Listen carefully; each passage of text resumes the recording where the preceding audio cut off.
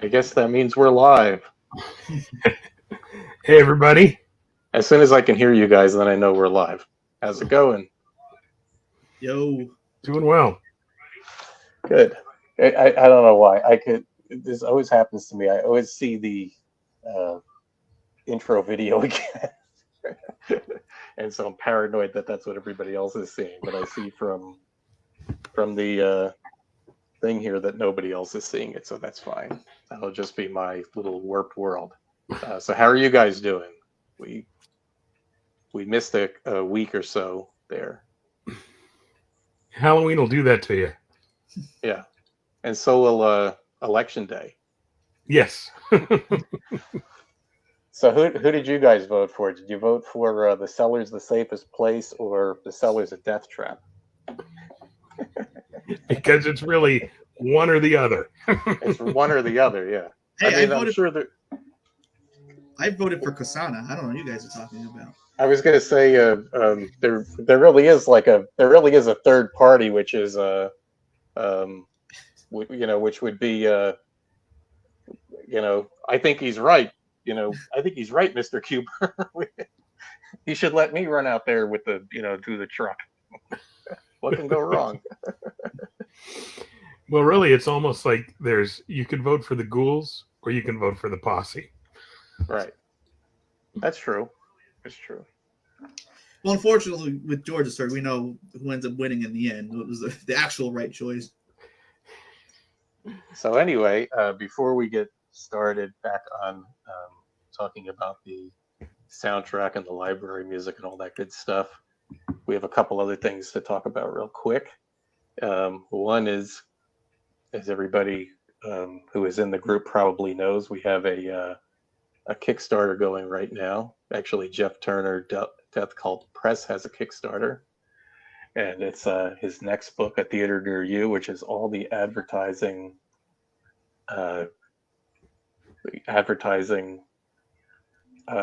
newspaper advertising and so forth for Night of the Living Dead. And we'll post the link to it in the group. And there's several links to it already, several posts about it already. But it's going, and it still has about 19 days to go. So there's a lot of cool stuff in there, and it's not too expensive, so it's good for everybody to check it out and see if there's something in there you want to grab. Again, that's you could also just search Kickstarter for A Theater Near You or Night of the Living Dead. It's one of the first things that comes up. I think. So what did you guys get from the Kickstarter so far? Folks that are interested in the music, and vinyl collectors will be very excited about the 7-inch with radio spots on it, I think. Yeah, that's a good level. And let me see here. If somebody is seems like somebody's trying to comment, and maybe we're not getting their comment.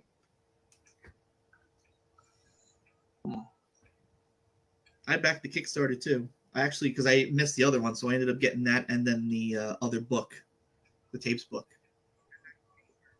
Did you get you've got the tapes book, or you don't have that? No, one? I don't have it. But then when I backed this one, it gave you the option to also buy the tapes book, and I said, okay, great. Can't really have one without the other. Might as well just get both of them. It looks like somebody is trying to join in the group, and they're saying that they're having a hard time. So I will message them back as we're talking.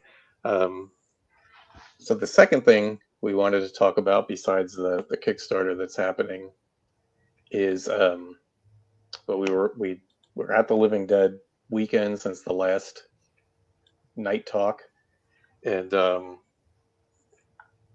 I was there. John was there. We also had John number 2. first time appearance of Ken Peters, Cool. and here he is, ironically holding the soundtrack, or a version of the soundtrack, which he signed for a friend of mine who sent it from LA. But we had an interesting discussion with this woman. This is Ella Mae Smith, and there she is signing the same soundtrack. And Ella Mae, for those that aren't aware, she was one of the ghouls, along with her husband, was one of the ghouls in Night of the Living Dead, one of the featured ghouls. They pop up in a lot of scenes together. Her husband pops up more than she does. Very recognizable hand. Yeah, he's the ghoul that throws the rock through the window. They also pop up in a lot of stills, including the famous, the ghouls in the field during the daytime. So they were there for a lot of it. They live. Ella Mae still lives adjacent to the farmhouse property. The farmhouse long gone, but Ella Mae's place is still there, and she's still there. And she was familiar with the property before it was, before it was vacant, and Night of the Living Dead was, even it was even thought about filming a movie there. So she's very familiar with the farmhouse, and we were discussing this, and she says that there was another entryway. So we know of course, this shot we're looking at of the farmhouse. Would be like the back porch, that porch and kind of little addition on the side is like a pantry that door would lead into the kitchen. That's the door that Barbara enters and locks behind her. And the other side of the opposite side, which we can't see, is the what we would call the front porch, that where the truck was parked, and the truck pulls up to and runs in, and that's that's the door that they pull the boards off of when they're during the truck escape and everything. So we consider that the front porch. But according to Ella Mae, what we're looking at right there, and there's a little bit closer, this one side that's kind of obscured by the trees, she says that there was an entryway, a door there, and that was actually the front porch. And it makes a lot of sense, because that door would be pretty much in the center there, and right in front of it would be that hallway that would go up the lead to the staircase that goes upstairs. And most houses are, if you think about most houses, that's how they're built. They're built so that your front door leads to a staircase going upstairs. And so we thought this was really interesting, and it's really hard to see, but if you look in here, right in that center area, where the outside paneling, whatever they call that, it's not really shingles, but like it's like a type of paneling, an old style Dutch paneling that's on the house. That siding, you could see it's a little bit different in the center there. It's flat. It's just, there's no texture of of panels.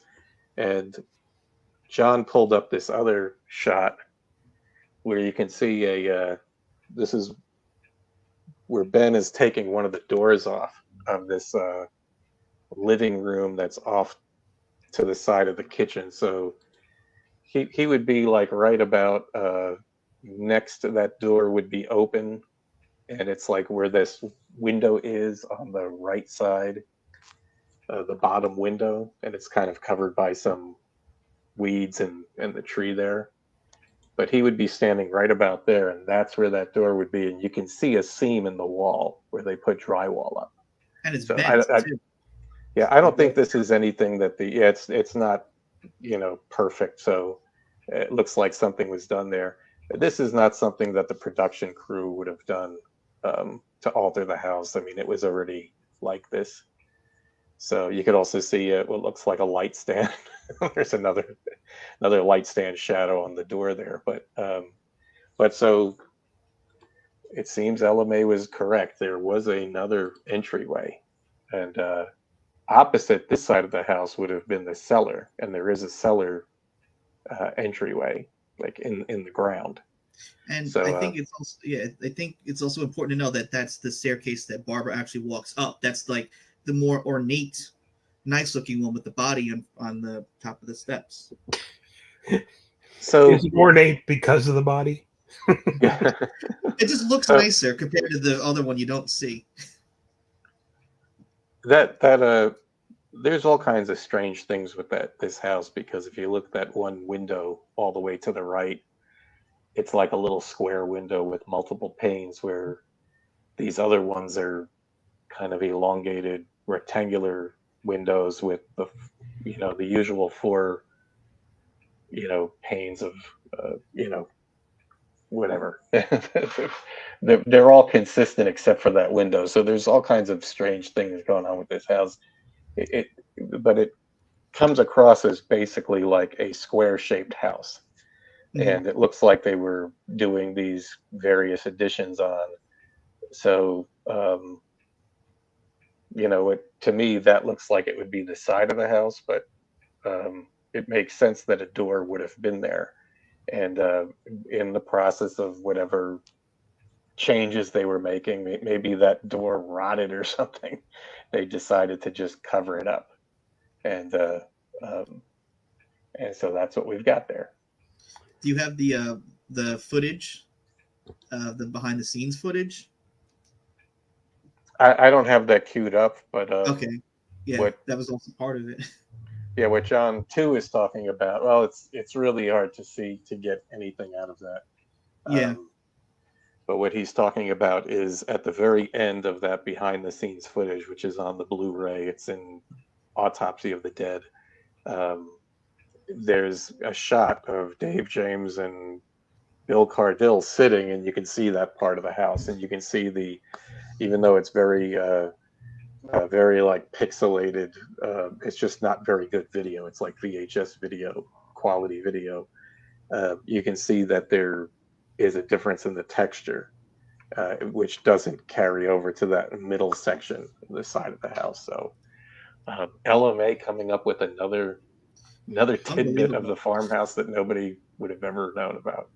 And it's one of those things, like, because I remember when she said it, because I was asking her, as I'm always talking about the two staircases, and she'd mentioned that. I'm saying to myself, but I know from watching the movie, there's the window, I mean not the window, the mirror and the thing blocking it.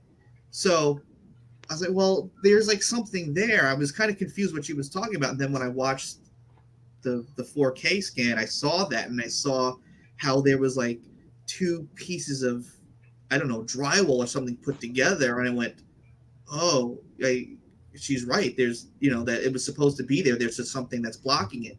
And when you look on the outside, you would never know. But if you know that something should be there, then all of a sudden it just kind of like pops out. Like, oh, how we never saw because it looks like it's like a big white board.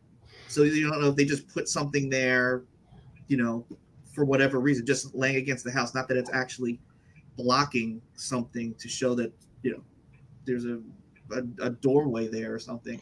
And, it makes sense. It leads into the...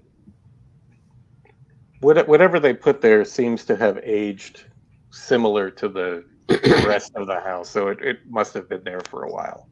And according to LMA, a family or whatever didn't live there even just before the production. So it sounds like the house was rented or something along those lines. So and then of course I'm glad that it's not another entrance to the house that you see on camera that I've been missing for 40 years, because then I would have felt really bad.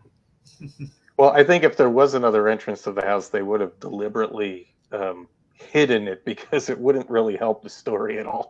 It would just be another door that would have to be one more thing to board up. Yeah. I've always said, part of Night of the Living Dead is, there's just contrivances you have to accept. One of the things that you accept is that there's like really nothing. There's no barricade that's broken through except the one door that's become like a focal point and one window. So, they could have actually defended it, but chose to go another direction that serves the story better. So, but you don't really see any other barricades broken through. You don't really even see any other rooms, aren't given any focus. So that's amazing. Cool bit of trivia. A new piece of information after almost 55 years. I think that blew my mind. So, to get back into the soundtrack, some people were talking about what was happening with the soundtrack LP was brought up again this past week in the group, with some people actually playing it, which was really great. But essentially, we've been going through track by track and talking about the what's the makeup of a lot of this music that was picked from the Capitol High Q library, and what's consistent about it, and so forth. And we last left off on this little short cue.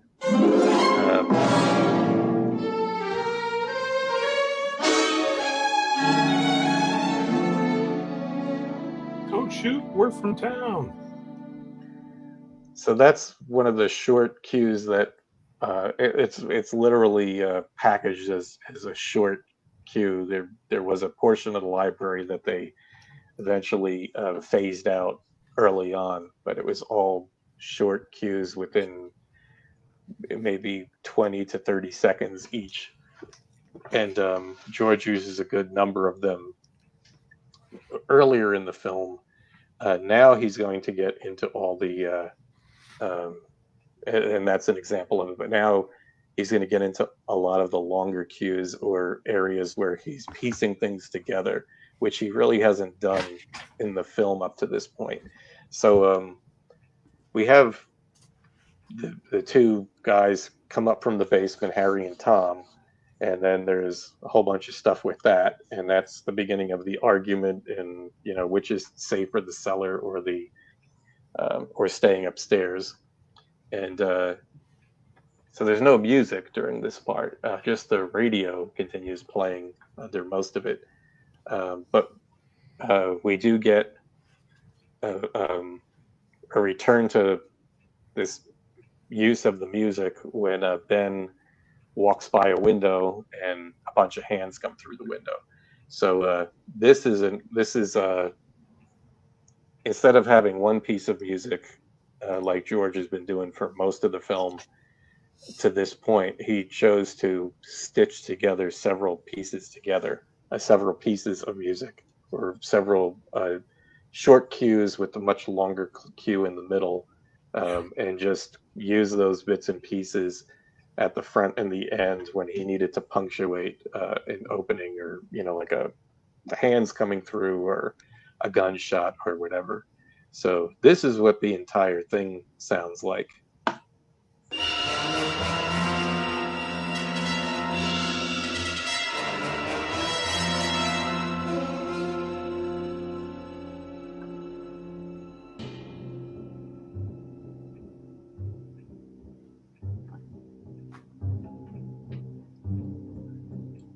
So right there, I'm gonna just talk over it. We had like a kind of swirling shock stinger, and now it's in this.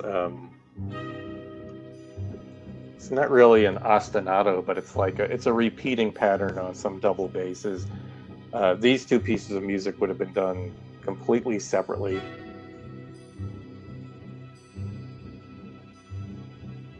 Different composers. Different composers. And this is as they're struggling to get a bead on the tools outside the window with the gun.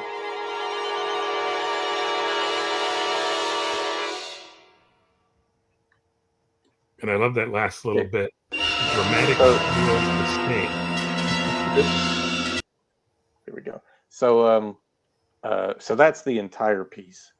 But again, this is the rare instance where George is cutting the music to match the scene. We established that he does like a lot of just letting the cues play out, or he's like cutting the film to match the whatever the music is doing to inspire him. This first little bit.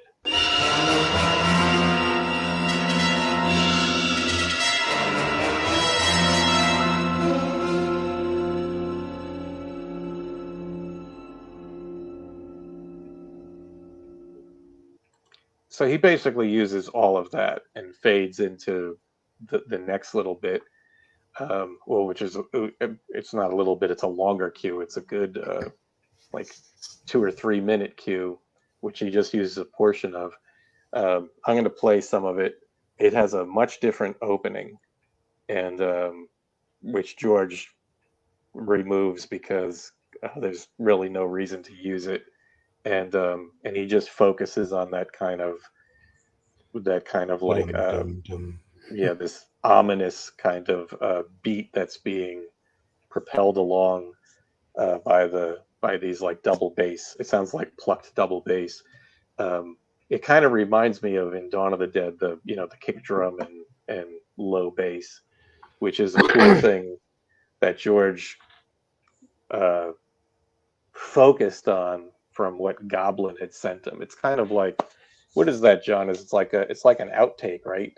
Where it's like an alternative take, but he kind of like focuses on that. Oh yeah, yeah, and uses it for the basement scene where Peter's shooting all the, because it almost sounds like a heart rate. Dun, dun, Yeah, slow. I kind of think of it as like that's the Living Dead theme, right? It's like you could play that over ghouls just kind of lumbering, and it just works. Well, it's perfectly crafted because it's in 3/4, and it sounds like a zombie shuffling on step, step, step, step, step, and then you have like the chorus sound, like the sounds like zombie moans and whatever. But when you speed it up, when you use it there, it sounds like a heart rate because it's like dun dun dun dun dun. So it actually works on a couple of different levels, and I think that stuff is the strongest, which is why it's in the theatrical cut. So what this cue sounds like on its own, we'll play a bit of it. It's by Ib Glindemann, the same guy that wrote Space Drama. It also has that not outer space. When I say space, I don't mean outer space, but it has a lot of space, like a lot of emptiness that he is purposely playing off of to make to create this weirdness, just like with Space Drama, which is the Tire Iron Attack music. It has a lot of contrasting things, and you'll hear a little bit more of it in this version, which we don't get to hear in the film.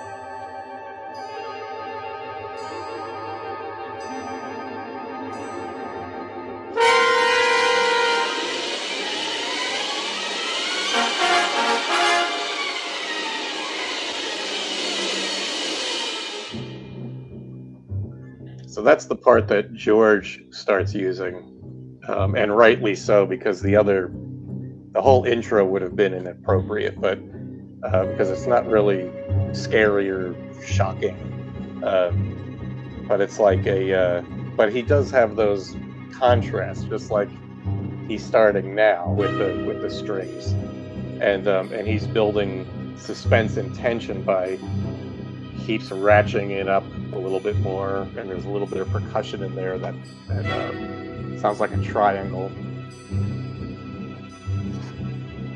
And again, matching to the video, Ben kind of methodically like shooting, cocking the gun, shooting, cocking the gun. It's like it just kind of builds and builds and builds. And it's going to build even more in a second.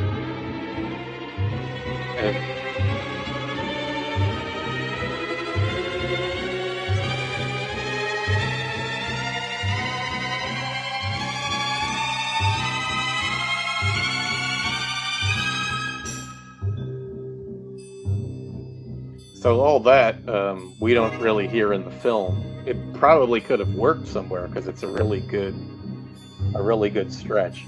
But this track continues on like this.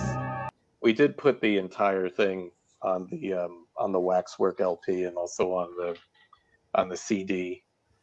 They Won't Stay Dead. Because it's a great track and it's Yeah. interesting to listen to. But George is just using that one little bit to ratchet the tension up, and then he ends on a kind of another stinger, but more of like one that's kind of like a resolution, whereas the other one that leads off kind of like leaves you hanging, and then he fills it in with this other one. So that's with this longer track. So that's a good example of George now cutting uh, multiple tracks together that wouldn't normally be used together, but he's using it like that in a certain way to get a certain effect, and it's good use of what he's got there. Yeah. After that, and I'm not sure why he picked this, other than because it's an anomaly compared to everything else, but it's when we get outside the house and really see the first groups of the ghouls kind of lumbering around, and they're creepy, but they're not very impressive, and I think that's the point. So George scores it with this very strange. It sounds like a glissando on an organ, and it's unlike anything else in the film.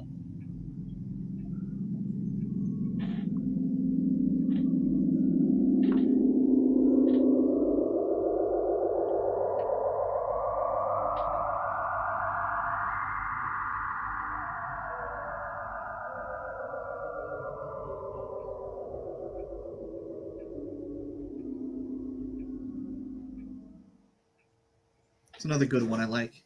Yeah, it's So unsettling. So I think when it plays with the footage that might be innocuous of just these people milling about, But right. you're like, yeah, there's something wrong here. If you stumble in at this moment. but it's very Well, similar to some of the weird, when we talked about the outside scenes, when there's ghouls out there, that kind of like weird, strange, sound, because it's all that heavy echo and it makes it feel like something unsettling is outside, like in the beginning at the opening driveway. And at the what's the opening drive, the Spencer Moore, the first cue driveway to the yeah, cemetery. it's Eerie, heavy all echo. the Yeah. echoed mechanical weird It's eerie. got that. Yeah, It's it called has eerie that same, mechanical or eerie echo, whatever. yeah, it has that same kind of quality to it. So it almost Yeah, sounds like that's from the same thing. yeah, that's a good point. Maybe he went with this one because to me it sounds like they're holding a note and they're running through the harmonics of the organ, or however, and maybe you're only hearing the reverb part of it or something like that, the Yeah, affected part of it. I But have no. I thought maybe it's just a reverb echo weird thing. They just played something and had it like feed in, because I have no idea. It sounds like some sort of weird filter, some electronic thing that they just threw together. We're just going to play this and play with all these kind of knobs. yeah, again, in the 50s, you really wouldn't have, this is I guess I'd have to look up when they actually did this one, which I can do. Um, but we're going to get to a synthesizer or a synthesized track a little bit later, which was done, at Hardman Associates. The important thing to keep in mind is during this period, synthesizers, they took up the entire wall of the studio. I mean, they were huge, and you had to manually plug the signal chain of what you wanted to do. So if you wanted to get that kind of filtered sound, you actually had to know how to plug an oscillator into a filter. I mean, and then manipulate it. It was not, it was not just the push of a button. That track is on what were we saying? Oh, here it is. Capitol Records, the year. So based on the label on the LP, that weird glissando sound that's used for the ghouls there, that was on an LP that is dated. Let's see.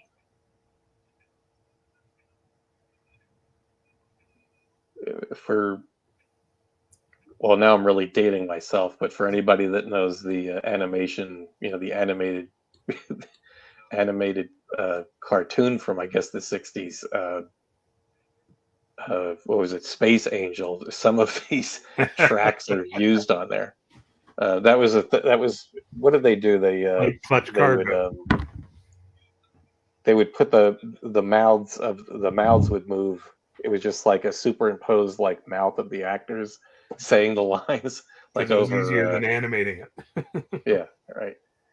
So this would have been done based on the catalog number, whatever the pressing of the LP number. This would have been done in 1958.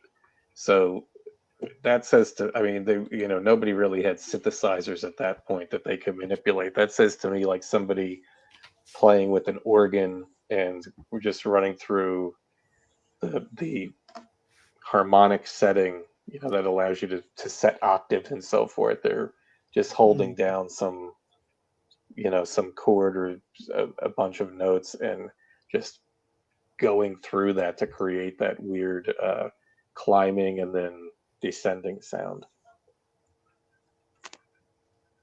And so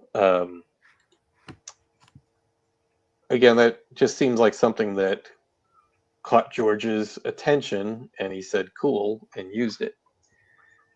After that, we have this track.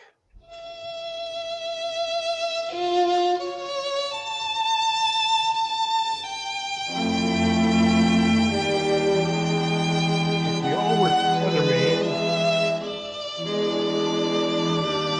And so Very melodramatic.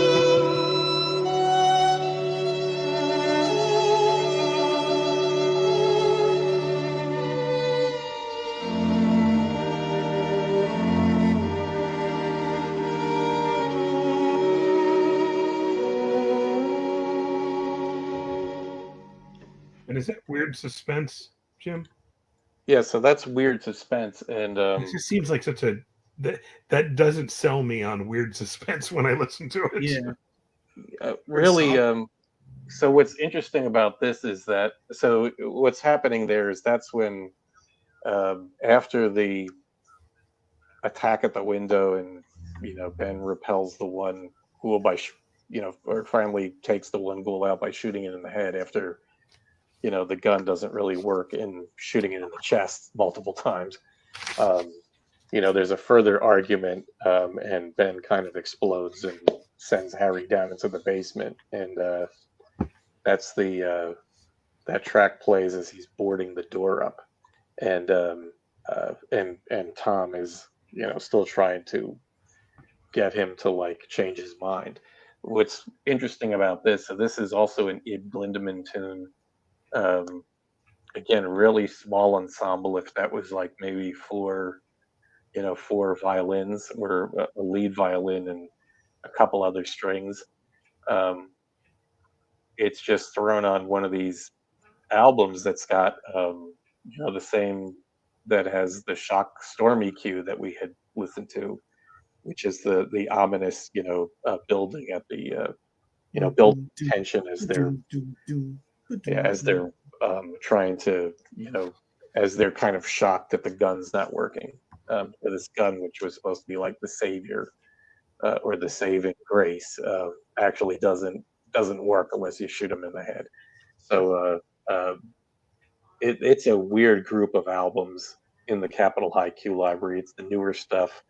There's like all kinds of computer sounds or mixed in with this batch of cues, and George just zoomed in on that kind of solo violin piece and it said what he wanted to, or got through the mood that he wanted to get through there, which is pretty cool.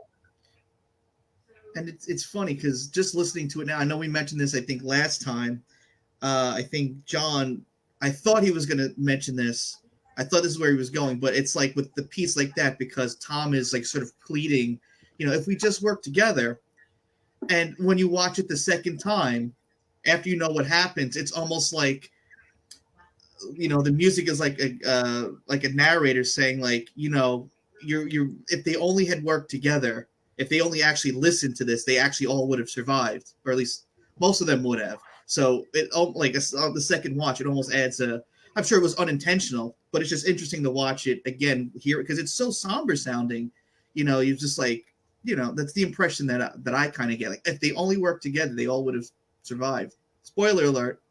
Yeah. Yeah, I think they could have all worked together. They were all going to die. But we'll never know. They would have messed something up. So, but yeah, it does. And that's probably why he picked that. It does have that touch of sadness in it, and they're literally putting doors and walls between them. So yeah, and that's the frustration of yeah. George trying to say if the people are trying to fight each other instead of working together. Right. The ghouls seem to have no problem working together. So they're pretty good working as a team. So again, we go through. There's only a few cues here to where we get up to the escape attempt, where the music makes a big comeback. But at this point in the film, it's more about not really creating a creepy atmosphere anymore. It's about now the tension between the characters and how they're going to get out of this situation. So going with that, there's two bits of music here. Well, this next bit just kind of underscores again that tension. You're going to now be introduced to Helen and the sick Karen in the cellar, and there's going to be a lot of back and forth between the characters. Really not necessary that it gets scored with anything, because it would probably be like melodramatic if just too melodramatic if he scored the argument between Harry and Helen. So this next bit is when Helen first comes up from the cellar. It starts a little bit before she comes up. It's when she's still down in the basement, but it works with all that because it's kind of like it's just a really good background cue to create tension. And there's nothing that really stands out very much in all of this.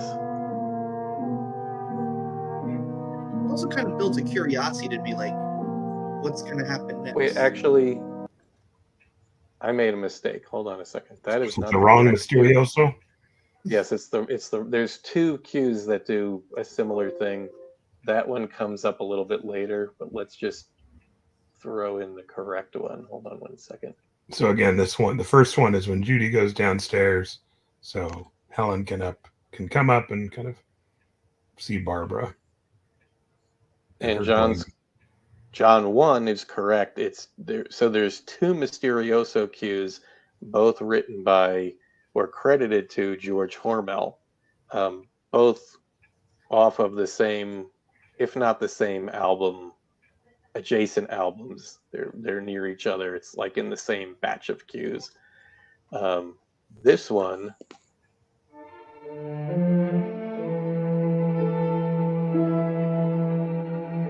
So it's a little bit more melodic than what we've had before, because but it just kind of floats in the background because people are talking over this. And at this point, Helen is kind of torn at leaving Karen, but she wants to go upstairs and probably figures it's better for the situation if she goes upstairs, maybe less problems. And this cue is going to continue on to where she is upstairs and she's just facing Barbara. as Barbara is inspecting the doily at the edge of the couch. Yeah, I love that, you know, Helen coming upstairs is an opportunity to say, we're not all like Harry.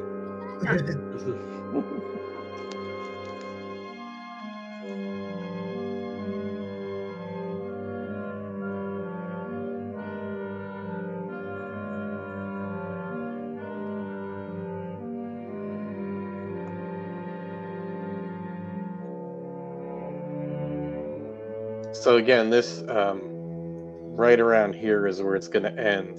On she's just left in the living room or dining room, whatever the room is. With the eventually, it's going to have the TV set where most of the action is going to take place.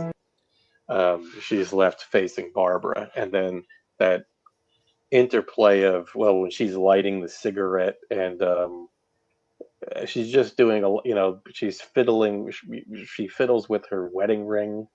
Um, just all kinds of little nuanced things.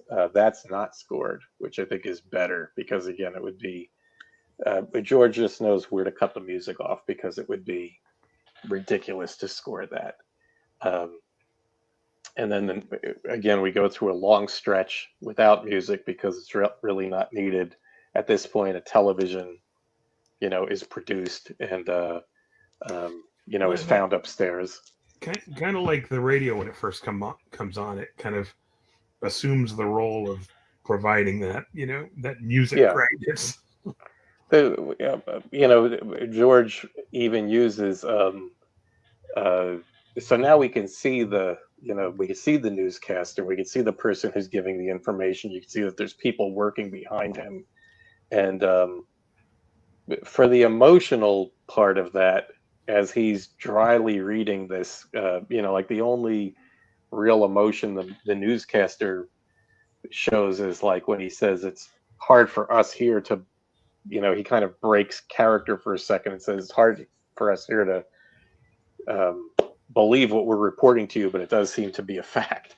So we're now getting like a different kind of information. It's a lot more stoic. It's not as panicked as the radio broadcast.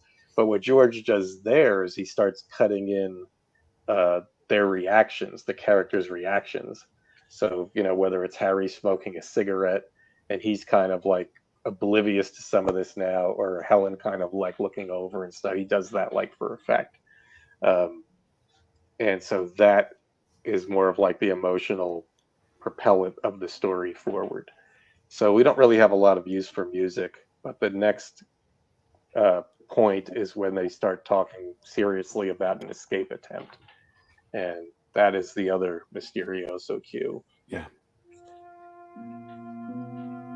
Which again is this very sparse cue. This is similar to like the walking to the grave site or whatever. It doesn't necessarily have to be scored, but it just adds that little bit of nuance. The only main part of this is the end of it, which lands at the end of this scene, and it kind of like punctuates Harry's doubt. Yeah. Or just puts a cloud over the whole thing. Yeah, Ben's laying out his plan, but the music is very unsure. And then so there's it's like, I don't know. There's the unsure part. So yeah, it's just kind of foreshadowing it's not gonna end well. So another neat little piece in there that that punctuates what's happening very well and leads you to the next thing. So what's interesting there is right there, there's a cut scene from the film, and we really have no way of knowing exactly what the cut scene is, but I assume it would be just by process of elimination. It's Harry and Helen again talking in the cellar, because in prepping for the escape attempt, you really don't see what Ben is doing. Barbara, of course, is doing nothing. And the very next scene, which, once this other scene would have been removed, the very next scene is Tom and Judy. and you know what they're doing. They're, Yeah. you know, they're putting the Molotov cocktails together, but they would need to, that they're talking together kind of tells us, well, that there's no other, um, there's no other scene that was cut with them. So it must be Harry and Helen in the basement. Is this the point that there exists a conversation in the novelization? Yes. So what isn't talked about is it's discussed a little bit, but it's talked about more in the novelization. What's the escape plan is not really well drawn to the audience.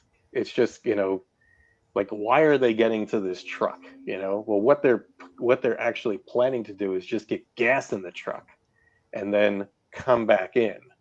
And in the novelization, there's a little bit of Harry doubting like Ben's intentions. Or what if you guys just get in the truck and just take off? As if like, yeah, that's what they're really going to do. But he's that kind of suspicious character. That's really not discussed in this. So again, it's one of those little things that's just kind of that I guess they thought didn't need to be talked about further. But the idea is like, how are you going to get Karen into this truck? That there's all these ghouls out. There's probably like 20 or 30 of them just surrounding the front porch. How are you going to get Karen in the truck? And the idea is that they're going to put her on a stretcher, some kind of like makeshift stretcher, and probably the men will blast through whatever is on the front porch, and they'll run and maybe have the truck backed up and just get her in the bed of the truck and then get everybody else in and get out. So Ben mentions that once we get the gas and we get back in the house, we'll figure out how to get everybody in the truck. But the idea of this other scene, at least in the novelization, is that Harry's preparing to make a stretcher to get Karen out of the house.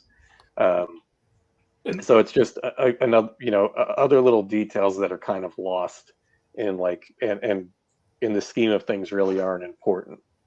And just to clarify for those folks that aren't aware, that might be saying, well, how do you know there was a cut scene here? This is because you were able to examine the music and effects track, right, and align that to the finished film. Well, first it's the work print has tape, over the scenes where there was a cut was made. And so in the work print we saw the work print, which has no audio, because the audio, that's not how George cut the film. The work print is like strictly just the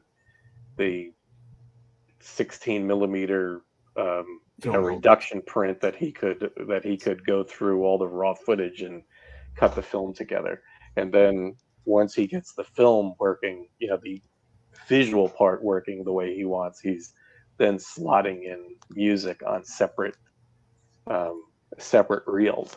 So, or not just music, audio. He's slotting in audio on separate reels. So the work print is just visual, and it has it not only has the edits to conform to the theatrical version of the film, which is the version that we know, but it has tape saying where there was something removed. And there was 3 instances of it. The first one we've already passed, which was the argument in the cellar and the famous jump cut. And then the next one is there's something between that little bit that we just heard, where there's the kind of like the foreboding, bum bum bum bum at the very end of that music cue, and Harry's looking kind of concerned, and the TV is basically saying, before this situation is over, we're going to need many, many more such rescue stations. And then it cuts to Tom and Judy. So there was a scene in there, and it's noted on the work print. And then the third cut we're going to get to right here, which is the Tom and Judy scene, which is 100% dialogue, is scored with this kind of, melancholy, emotional. It's actually called emotional. That's it, emotional. Uh,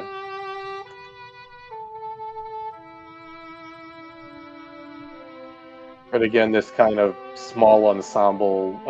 This is a theme craft cue, so it would have been something that was made early on, around the time of the Cemetery Pursuit music, and we're going to actually have a couple more theme craft cues like jump in here, but this one really stands out. It's very unlike a lot of the other cues that George picks, or Carl picked for George to listen to, and it's basically this same theme played with different instruments over and over again. So this little flute version is kind of shoehorned in during like a break in the conversation when they embrace. It's interesting in that this scene with Tom and Judy is kind of unique to the film as well. So it kind of works that it's got, they've got their own little thematic bit here. Well, there was no Tom and Judy per se when they were planning the film, so there was only an older character named Tom, and then they decided to make them a couple and make Tom much younger, obviously.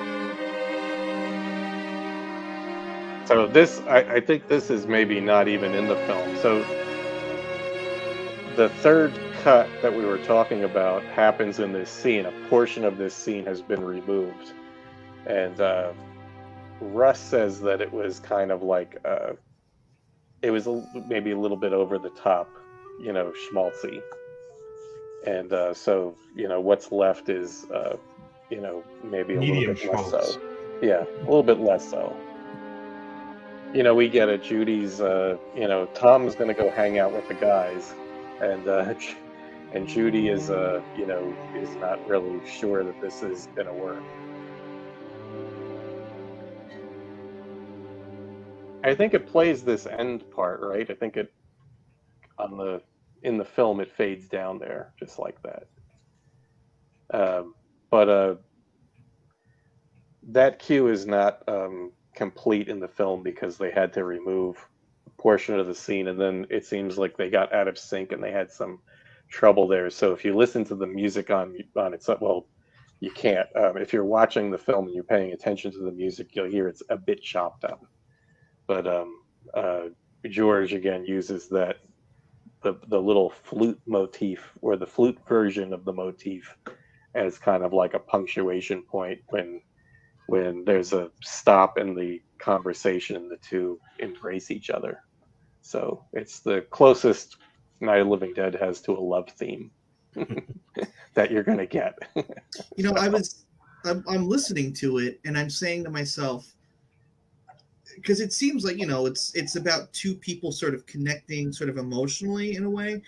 I also think that this cue could have possibly been used. It might be a little weird, but like I was playing the scene in my head is when I'm trying to think how it would fit perfectly with Ben and Barbara, like when he's saying when he's going to go upstairs and he's like, we'll be all right. Hey, I feel like it's the scene's not long enough to use the whole thing, but I feel like it's could fit there because he's after he knocks her out, he's trying to be like comforting and like tender with her in a way that he I'll be downstairs, I'll be upstairs and come down and protect you. So I feel like it might have worked there, but it is too much of a love theme.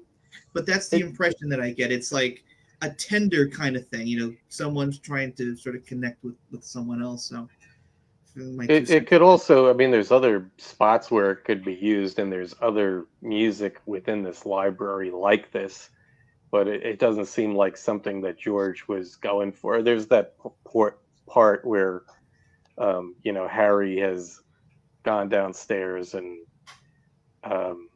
Tom's yelling after him, and then Ben to lighten the mood a bit, goes over to Barbara and says, hey, kid. And then he's lighting a cigarette and he says to Tom, he's wrong, I'm not boxing myself down there. I mean, you could really have that music and it would fit there. I think But, that was the scene I was actually thinking of, but it was slipping my mind because I'm seeing it in my head, but I couldn't piece it all together. But well, there's several instances where, but I think you're talking about just before Ben goes upstairs, and there is another theme which is actually called Emotional Bridge. So, which is just used at the very end. It's like a 18-second bit that's just used at the very end. So he chose not to really score the whole thing. He's breaking what he normally does, which is allows the dialogue to carry and then maybe punctuates somewhere. But here he's like scoring the entire thing, and it's rare in Night of the Living Dead that dialogue scenes have constant underscoring. Yeah. But in this case, he went with that. So, and it's also interesting that I don't think there's any piece of music except for the stuff that I think that Carl made that comes back again. Like he might have been able to use that same piece of music, or at least parts of that same piece of music in different places. So I just always chose something like a different track, nothing that like actually provides a real theme. Like, oh, this would be, Ben's sort of theme.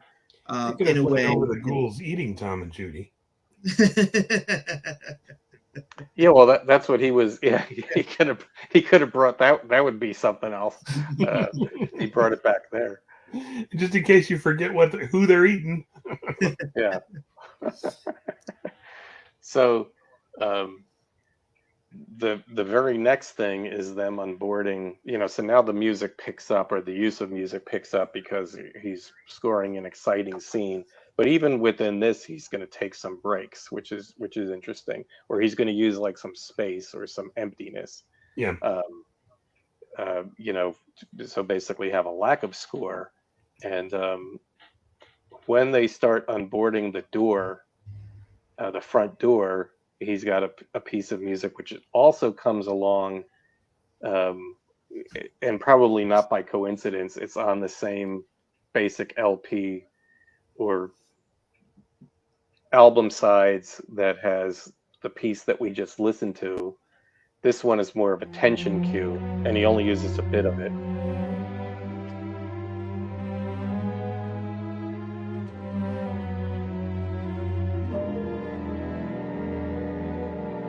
There's that little glance, between Tom and Judy. And this, I guess, is what you could call an ostinato, those 4 repeating notes, but they kind of shift around a bit, and then it becomes more melodic.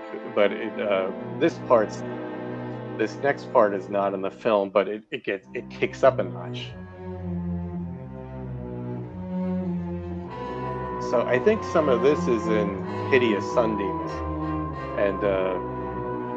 and in other stuff, but the idea here is that this is again a themecraft cue, and John Seeley is the music editor, or whoever the guy supplying the music for Hideous Sunbeam, so that's why that would be in there.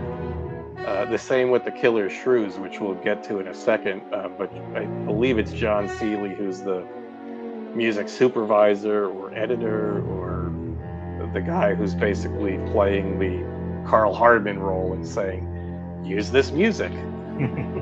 What it's not shown in the credits is, he's getting paid for using the music. But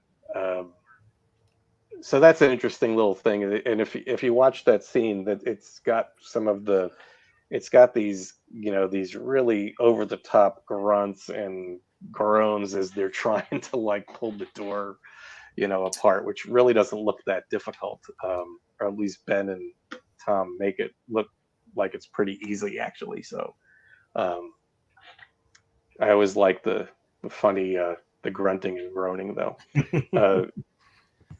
Here, George goes to, so we're going to have the Molotov cocktails rain down, and what George decides to do here, instead of have like an exciting kind of like, how do I describe it? Kind of like the, not tension, but like something that, some score that implies like action, or like suspenseful action, because we don't actually know what's going to happen, but there's going to be a lot of like, swinging torches around, and ghouls trying to grab it, the main characters and stuff, and there's even a thing about the truck. It doesn't really come through in the film, but it takes a while for Tom to actually start the truck, and so it was supposed to be that the truck actually doesn't start, but they don't really linger on that too long. So what do you score all that with? Well, you would want some kind of like some kind of suspenseful theme, but it's got to imply like motion and action. So he's going to get to that, but instead of like kicking it right off with the first Molotov cocktail bit, George goes to these stingers. They're literally short cues meant to like just punctuate action, and he puts different ones on each. Well, he uses the same one for most of the Molotov cocktails. Yeah, which is just that. And the last one, the last Molotov cocktail bit is actually a different one. It's a little bit lower. Oops. I put them out of sync. So this is the first one. And actually the reason why they're out of sync here is because of the catalog number. This is actually the first one that he uses, which is a little bit weirder.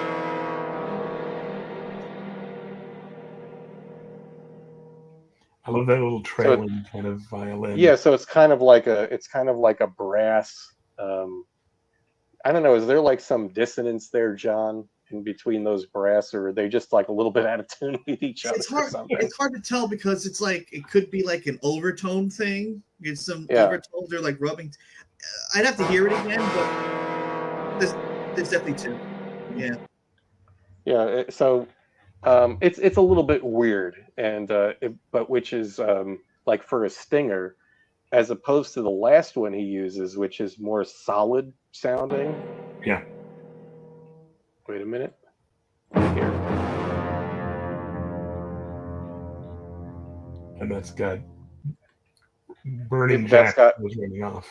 Yeah, that's when it's kind of like the final statement on the scene of these, Molotov cocktails raining down and the flames exploding outward. It's kind of like the final statement on it. He uses a different cue there. Literally, so basically the way George is doing this, he's got this LP, or probably like on tape. Carl had dubbed the complete LP for him, but it's literally like something like 20 to 24 different stingers. In fact, I can look it up, and this is also in the theme craft.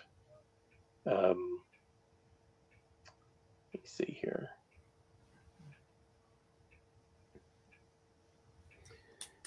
One thing that's interesting is there's kind of this 25 stingers. So he's got 25 different of those two that we just heard, all different variations, and he chose to go with that kind of like off-kilter one at first, which actually kind of fits because it's the ghouls again. So the ghouls tend to be getting scored with some kind of like weird music. And then he ends it on like a more solid sounding note, and it's going to be interesting in a few minutes, because he brings one of those stingers back to end one of the tracks we're going to hear. But I'm sorry, John, what were you saying? I was just going to say that it's interesting that it becomes kind of the Molotov cocktail cue, and then again, knowing now that he was reusing that sting or using a couple different stings, that he does return to that. momentarily in a non-Molotov cocktail. So moment. this is all of them stitched together. Actually, hold on a second. I'm gonna just turn that up a little bit. This is all of them stitched together, actually, right from the 16 millimeter magnetic tape.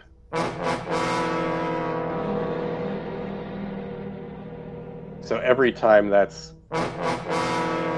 horns are hitting, that's when a Molotov cocktail, or the flame is exploding.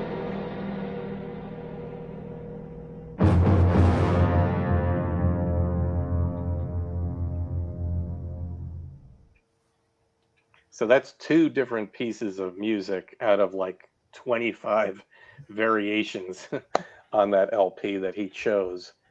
And then he follows it up with this. Now he gets the scene gets into the actual action where people are running around, and it actually, this is a short cue, but it's one of my favorites from the film. It's supposed to imply a fire starting as it slowly builds up and gets bigger and bigger.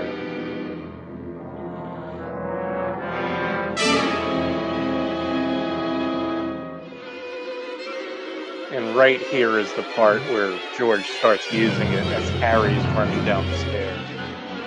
And they're kind of bursting out of the house. Confrontation with rules. Right.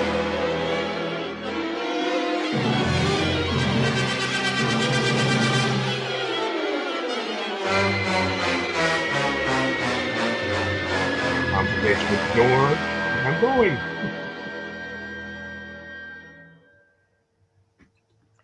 Yeah, so it kind of ends on like a, it doesn't really resolve. It ends on kind of like just kind of like a hanging, it descends, but it kind of like leaves you hanging there. And that's literally Judy is now outside the house. And that's Door slam to punctuate. Yeah, that's become a focal point. And then there's no music until the truck starts to pull away and we get this chase music, which is another favorite of mine. So before that, though, we've got that when Harry goes to the window is when there's that one more Sting 44, which I think is right. Well, no, actually, that's going to come up. So this is the actual track that we hear, and I've always liked this one because it gets it has a scene, or it has a theme near the end of it. It's called Chase, so it's supposed to imply like maybe 2 cars chasing each other. George is using it when Ben's now in the back of the truck and the truck is like pulling away, and the action that's happening there. But what I like about it is you'll hear it's not a very long cue. It's like a minute or under a minute. And there's a point where it just opens up and it has like a very big ending. And George uses that to punctuate that wide shot, like one of the only day for night shots in the film, of the truck kind of careening, onto this really bad driveway or whatever it is, kind of like 2 tire tracks in the field, as they're trying to like get away from the house and get over to where the gas pump is.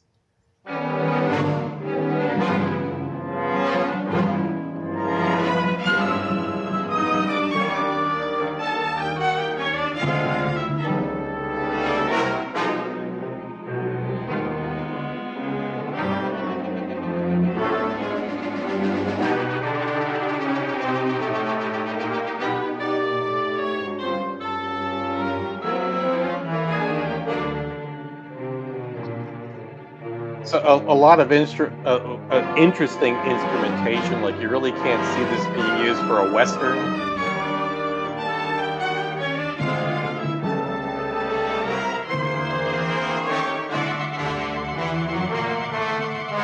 There's the big wide shot. And then we get another, The use of that sting. Right. So what John is talking about there is we just heard that's the actual track, like the unedited track. But George actually does this, which is bring back in one of those stings.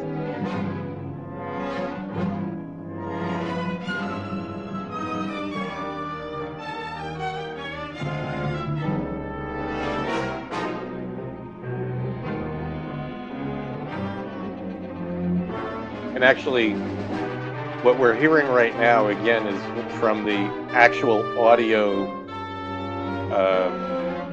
magnetic track that George would have edited these pieces in place.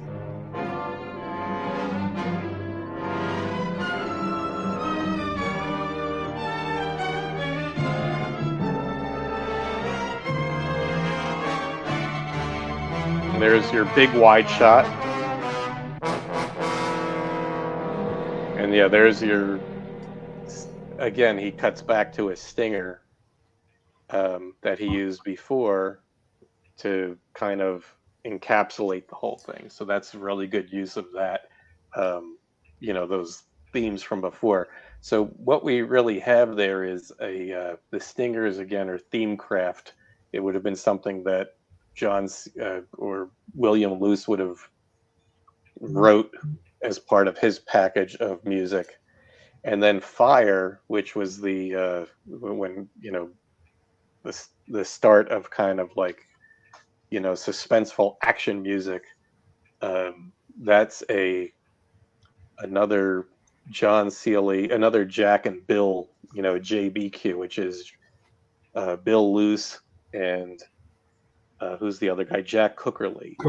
So Cookerly would have been the one who, again, this Fire would have been along with those early cues used in the cemetery. They're this Fire cue, action cue, and then those kind of suspenseful or light suspense cues. That was all on the same album or same reel of there's very few JB reels in the library, but that's one of them. And George picked a good amount of stuff from those. And then the chase cue is, again, another George Hormel cue. You can hear it's a little bit older sounding. That's, very kind of like, almost gothic, some of those themes, that a little bit cliched, whenever you had monsters in the 40s, that da-da-da-da-da-da. So it's, but it works. It works here. And like I said, there's a little bit of like, the George Hormel stuff has a lot of clarinets and those kinds of instruments like woodwinds, whereas I think like a Western would maybe go more with like trumpets, like in brass, or like your typical idea of a chase sound, chase theme, music theme from this period would be, the brass. And so that use of the woodwinds, again, to me, like, just kind of like works with the ghouls. It's weird. And so we were talking about that with the scene when Ben pushes the chair out the door. It's preceded by this just this very prominent cue of the timpanis. Which timpani is always going to like give like great meaning to a prominence to something. Something important is happening. Whenever you hear like timpanis playing, and then when he pushes the chair out the door, there's kind of like this suspense building cue, and it's just more woodwinds and strings and again, to me, it's like it's a little bit it's an interesting choice, but the woodwinds to me sounds like the ghouls, and it sounds like a running theme that George uses just to express like the weirdness of the ghouls. Can I interject something here? Sure. Can you play that theme again? The when we're driving to the gas pump. I wanted to point so this is where does this come in exactly? It's when I know it. I know it. I know the stinger ends on as that kind of like shot where it's at the gas pump and the truck drives up and then Ben jumps out. But where does the chase? Where does Chase ZR62? Where does that start? I think it's once the truck starts moving. Yeah. Because So it's after he takes the shot at the one woman and you see the blood shoot out the back, she stumbles back a little bit. It's a woman? I think it's when he picks up the torch and jumps in the truck and starts swinging it that this cue starts. There's a cut between when Judy gets kind of outside the house and we end that other music cue, and then before they drive away, before the chase cue, Harry goes to the window and the Sting 44 plays again, and then you're thinking of Sting 44 plays when Harry gets to the window after the wide shot of the truck, the day for night shot, and then that's where Harry Harry gets to the window. So let's see, because I know that.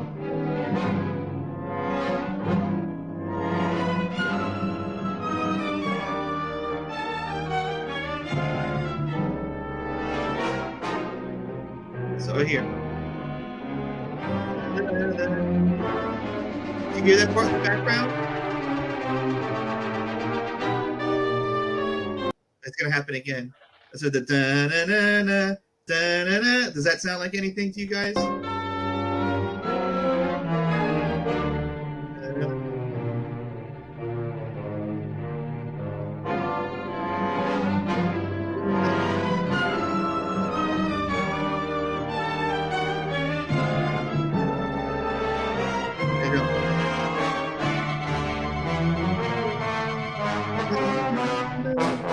Does that sound like anything?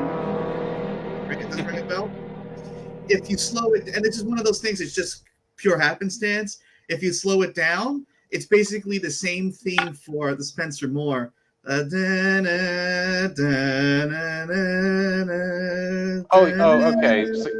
So you're talking about this. We'll play it again.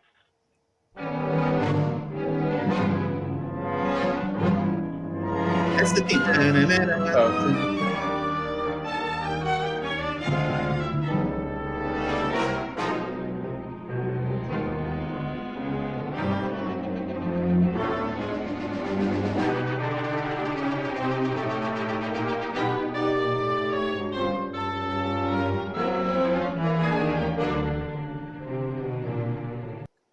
So there's and actually I just played the version where again it ends on the stinger. The stinger is cut in, which is a separate piece of music. But the way this piece of music this cue actually ends is it is that theme just going da da da da da da da. So I mean that's very old school. If you think of like the Universal monster movies, they always had that dun dun dun, the creature, tarantula, or whatever, and they may have almost that same thing. Now, Spencer Moore and George Hormel are somehow connected. So it's possible that neither one, and actually likely that neither one actually wrote any of the Spencer Moore cues or the George Hormel cues. Maybe it was, a third party, and that's why that theme is reoccurring, because it's just a good creepy suspense, weird, eerie. It's not deliberate at all, but it's like when you listen to some of these things, like you wouldn't pick it up because it's like a faster version of it, but like it like almost makes the soundtrack seem more cohesive, like something was written for it, because there's sometimes little elements that just happen to, like, oh, it sounds like this, or this part sounds like that, and it's completely unintentional, but it's because those things work really well. Like like to provide tension. There's a lot of like chromaticism and like so Yeah. it's the same musical themes that get recycled by plenty of people. I just thought that was amusing because it's such a it's a famous motif from there, and it's the motif for that, but it's played faster and more lively, which just happens to have the same and also the version in the cemetery rises up, but it rises chromatically. That one doesn't. Or maybe it does. I'm trying to do it off the top of my head, but they're similar in a way. It's just the way that it happens to be. So I wanted to point that out because it was amusing. I only noticed now by listening to it. I mean that entire piece of music is all variations of that. So yeah, it's like like sometimes at the bottom there are strings or low brass, punctuating that bass, punctuating what's happening with like a lower version and a slower version or more drawn out version of that same bum bum bum bum bum bum bum bum. It's like keep it's doing almost very fugue like, where you have a theme and you just play the theme in like different ways, overlapping and moving within each other. So I always liked how that track just opens up, and like when the film opens up and shows you that wide shot, and I was really glad when it was on the very Sarabande release, which is that one. But I was upset when Fire was not on there, like, which is to me the other crucial part of the truck escape, which is this cue, and especially the heavy brass section of it, and Tom just runs right into Rudy Ritchie and tears his shirt.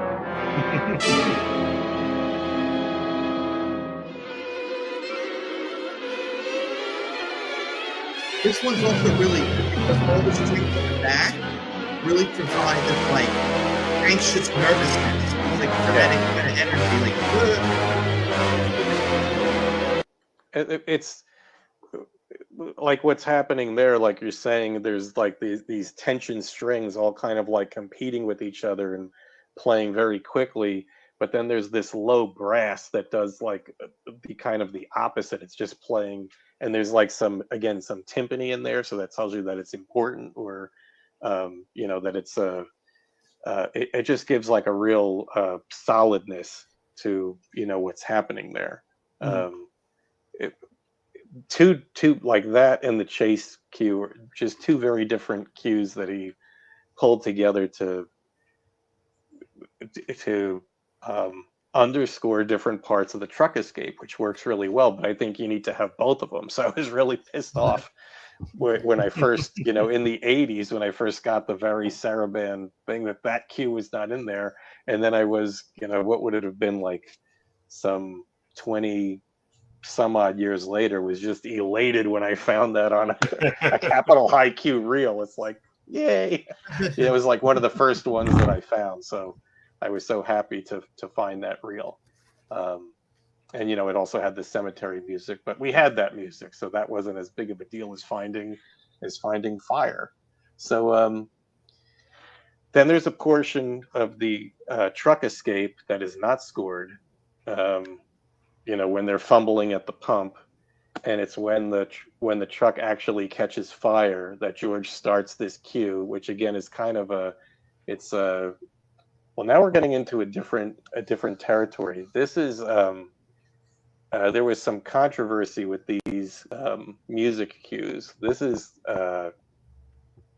you can hear it right off the bat. This is much older stuff that was probably written in the early 50s and maybe got recorded and just ended up in the Capitol High Q music library, but then it was taken out.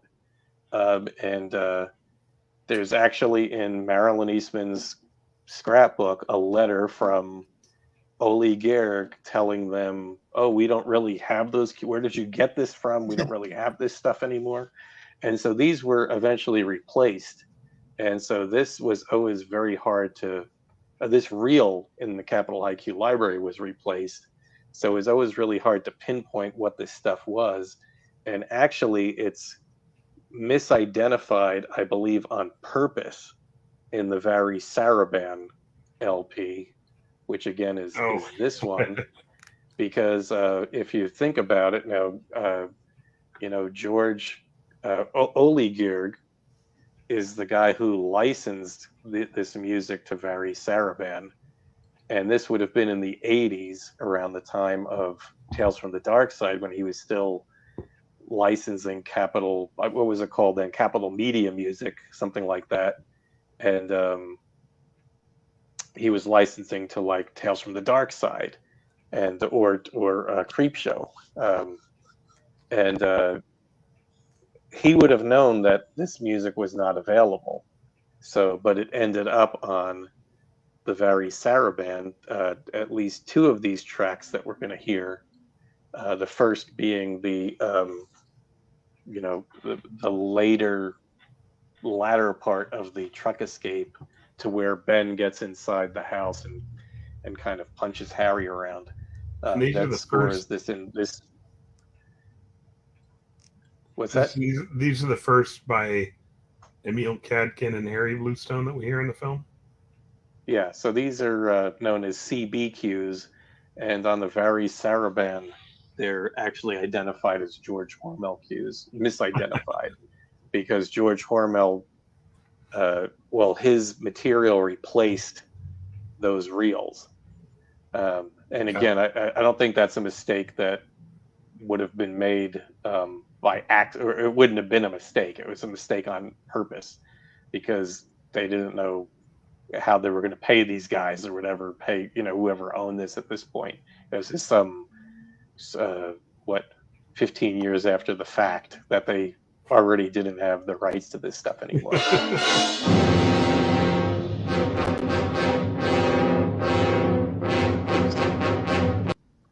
Did that start properly? Yes. Yeah.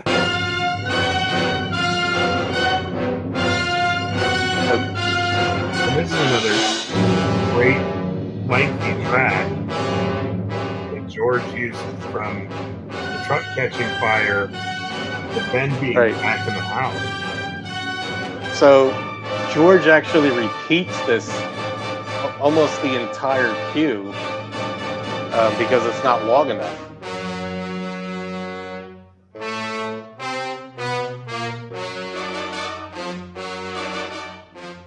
But you can hear this is more traditional writing. It goes through all these different themes.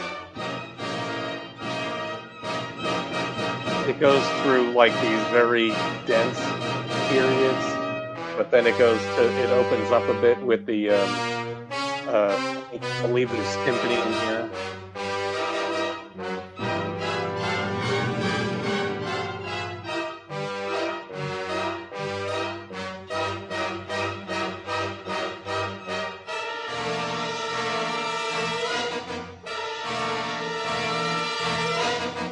Really dense, like building of tension. Yeah. Well, again, that's the marching of the ghouls. Yeah. And the movement, really straight ahead running around. Use of percussion. Here's the timpani. So again, like really straight ahead use of timpani. So you can hear this is a much different style from a lot of the more, even just like the use of the instrumentation. Like the house. Yeah. Ba-da-da-da, like all that. It's the door.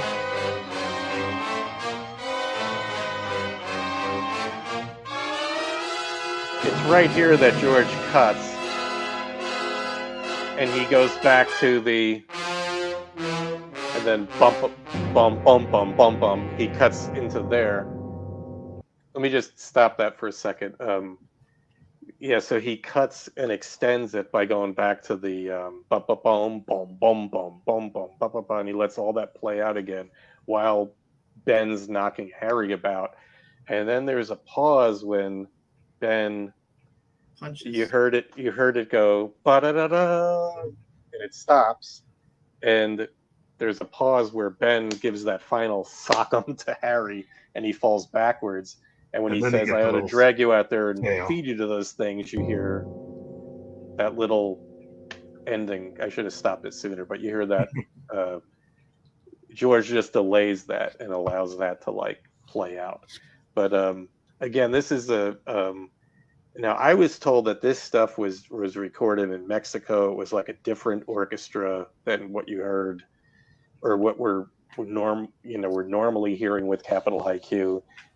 Again, Capital IQ it's different from like DeWolf, where DeWolf was creating all of that music in house. Different composers were coming in and writing all of that stuff for the purpose of DeWolf using it in their library, and they still have all of it till this day.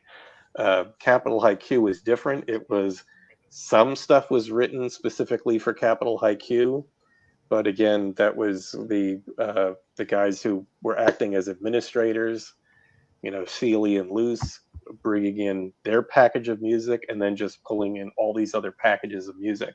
So I don't know what this material from Cadkin and Bluestone was written for, or like what the period was. To me, it sounds like it's older, and it sounds like more traditional use of, the small orchestra and brass and strings and the themes, and it just doesn't have like the they're not really playing with harmony and themes the same way as this later stuff, and it certainly doesn't have the space of like the emptiness of like the later Glindemann stuff, Yeah. which is a really weird kind of like almost like a non-tonality like we talked about. So but there's going to be more of this, and there's also they also had several reels within Capital IQ that had variations on these exact same tracks,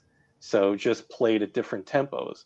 So that's the track we just heard is one of the tracks that's in the Killer Shrews, almost the exact same type of scene where the bad guy doesn't let the good guy into the the stronghold, the safe,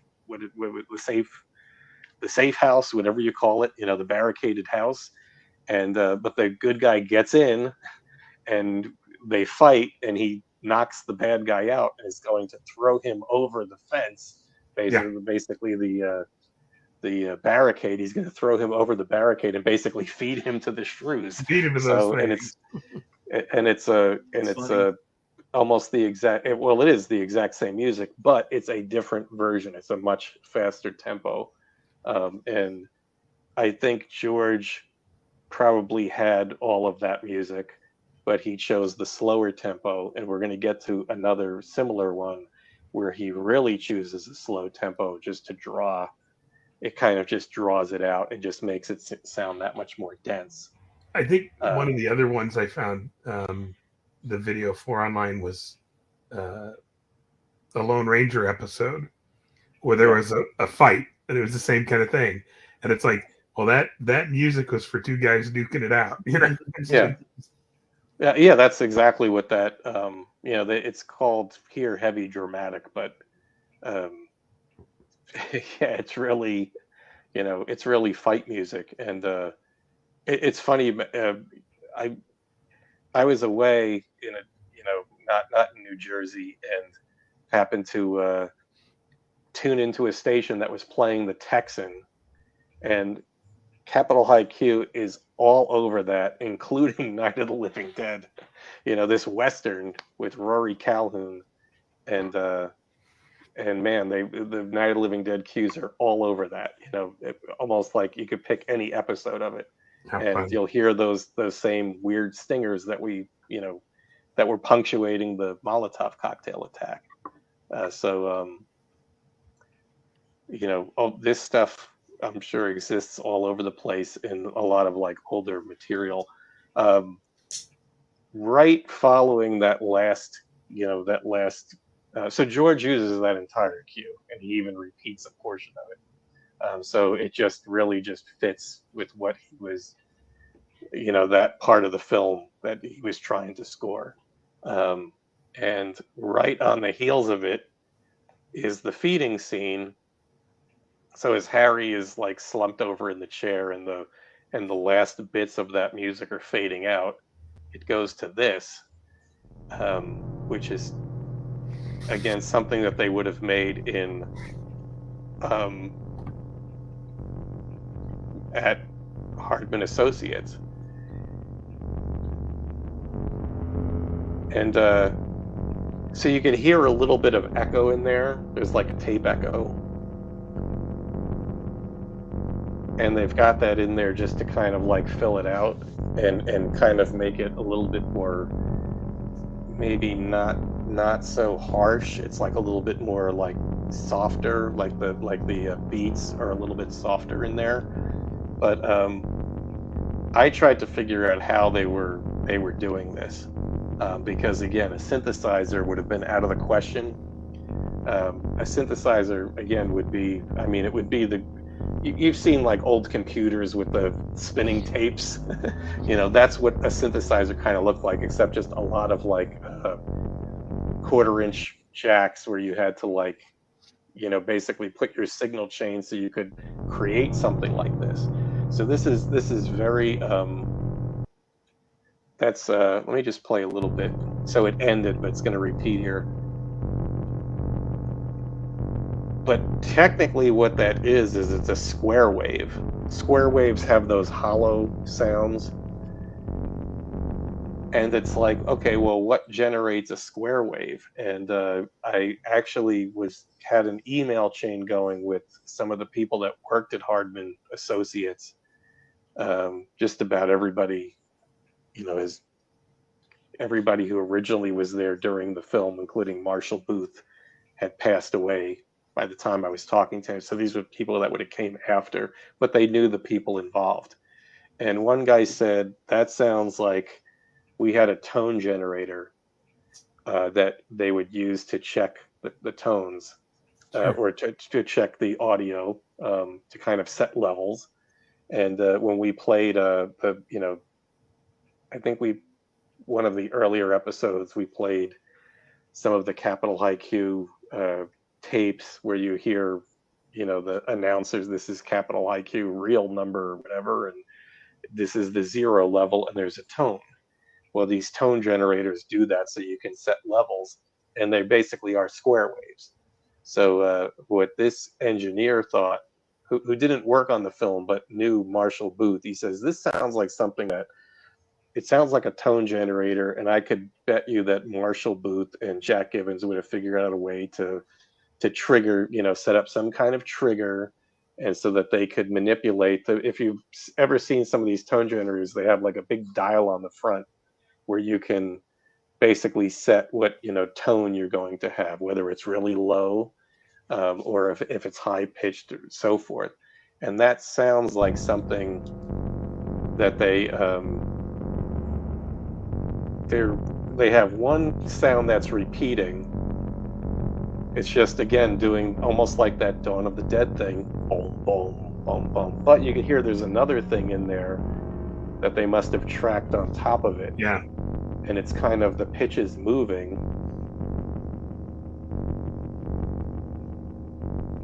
And it's a lot less buzzy, the other sound in the background.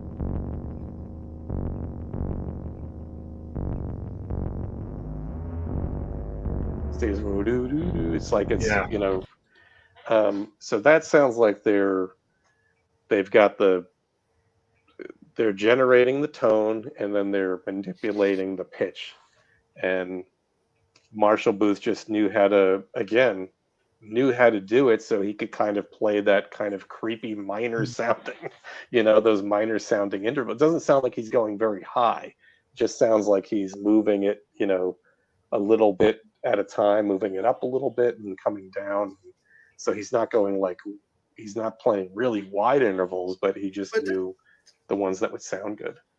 I would have to wait till we get to the end because once again I'm trying to hear it in my head. But I think isn't there one part where it goes really high when they get to the house? Yes.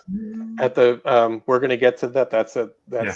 just before dawn. The Yeah. dawn fades in, and yes, you're Ghouls know absolutely it's time to correct. go home. And that's, again, they were manipulating the audio, and that's probably when they got good at it, and they threw that in there. But I always thought that was that would, again, we're going to get to that, but that was a standout piece because it's it's there's no other synthesizer in the movie, and it's an obvious synthesized tone, so it just kind of like stands out there. And again, in the 70s, if you were watching like around the time that I saw Night of the Living Dead, soon after I saw Children Shouldn't Play with Dead Things, which has a completely synthesized score.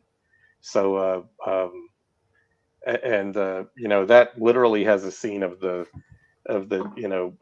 maybe 3/4 of the way through the film of the dead actually coming out of the ground, and it's a pretty powerful scene with really crazy. Really, what makes it is the score and the crazy synthesized tone. So the difference between 1967 and like 1972 was a big gap in terms of what the instruments, the synthesizer instruments that people had available to them. And let's see. So that was the that weirdness Feeding. that we just heard. Underscores the feeding scene. The biting into the bones with silly putty, or the arms with silly putty on them, and so forth. And it fits so great because it's really unsettling, and it's almost sinister in a way. It's funny that people who are like non-musicians creating these things, and they just happen to create something that just works so well that you wouldn't even know, unless they actually did have a little bit of musical training. I don't know. I think Marshall Booth probably did, but he obviously knew his way around electronics, and from what the little bit that I learned about him, he had already passed away, but he was a big car, actually I may be getting it wrong. I believe it's Mercedes. He was a big Mercedes enthusiast, and a lot of people, there was a message board where a lot of people would come to him for information. I think they called him he was a PhD, so they called him the Mercedes doctor or something like that, or the professor. So I think he would have made short work of figuring out how to do all that. Obviously somebody did, so I would put my money on him and Jack Givens. But this is another, what's coming up here is another, so we have the feeding frenzy, and then the next thing is there's another big stretch where there's no music, but there is the last TV report. Yeah, but before the last TV report, there's a stinger on the when they look out the window. That little scuffle. There's actually two stingers. There's that little scuffle outside over whether it's intestines or a snake. We haven't been able to figure out. Intestines.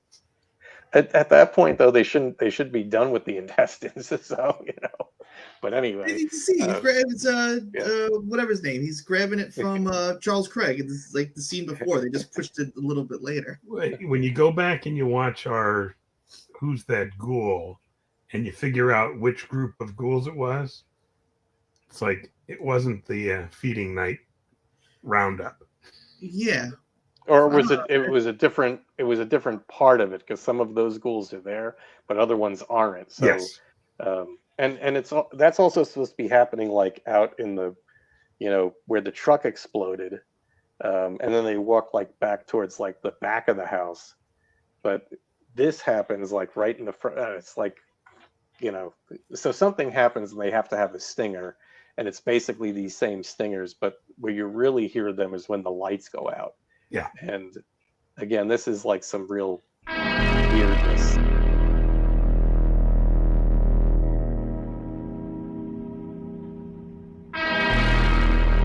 this music, coupled with the fact that the lights went out. Yeah. When I was watching this, this would have been close to 1 in the morning at this point of the movie. Terrifying.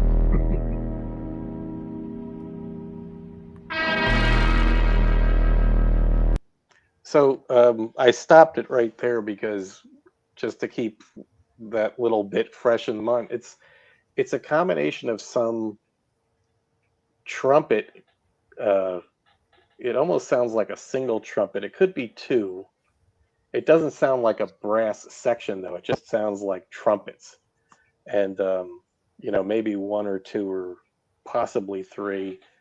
I could never pinpoint exactly where that is in the Capitol Haiku library, but it sounds like maybe it was a lot faster and briefer, and they slowed it way down. Dragged it out. So this is probably like a bop, like a bop, but it comes out as wah. And then here's more of that, synthesizer tone. That is really heavy, whatever it is that they're.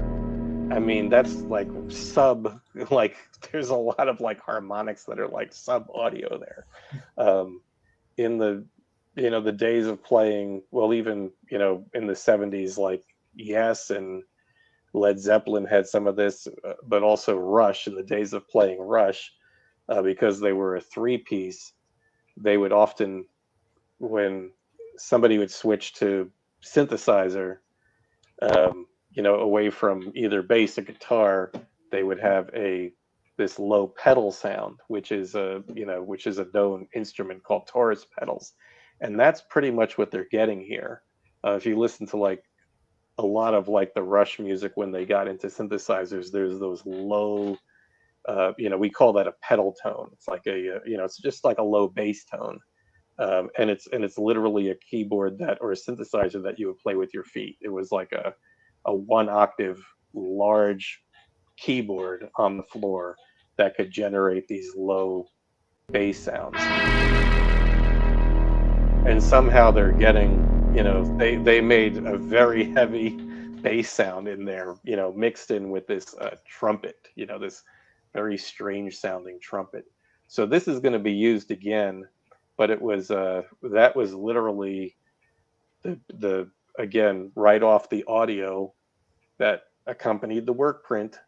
We don't know how they made it. We don't have any of the original tapes that they used, so this is something that George would have cut into the film. There was like one of those or several of them, probably played, and George just, spliced them in as he needed them, throughout that scene.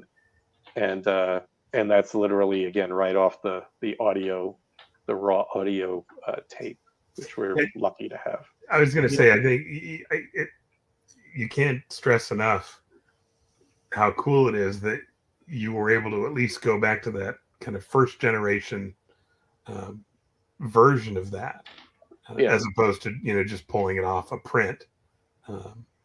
It's very cool that some of these things that I never thought we'd have again outside of just lifting them right off the. Well, so there's an interesting story here, which we're doing okay on time, so I'll tell it.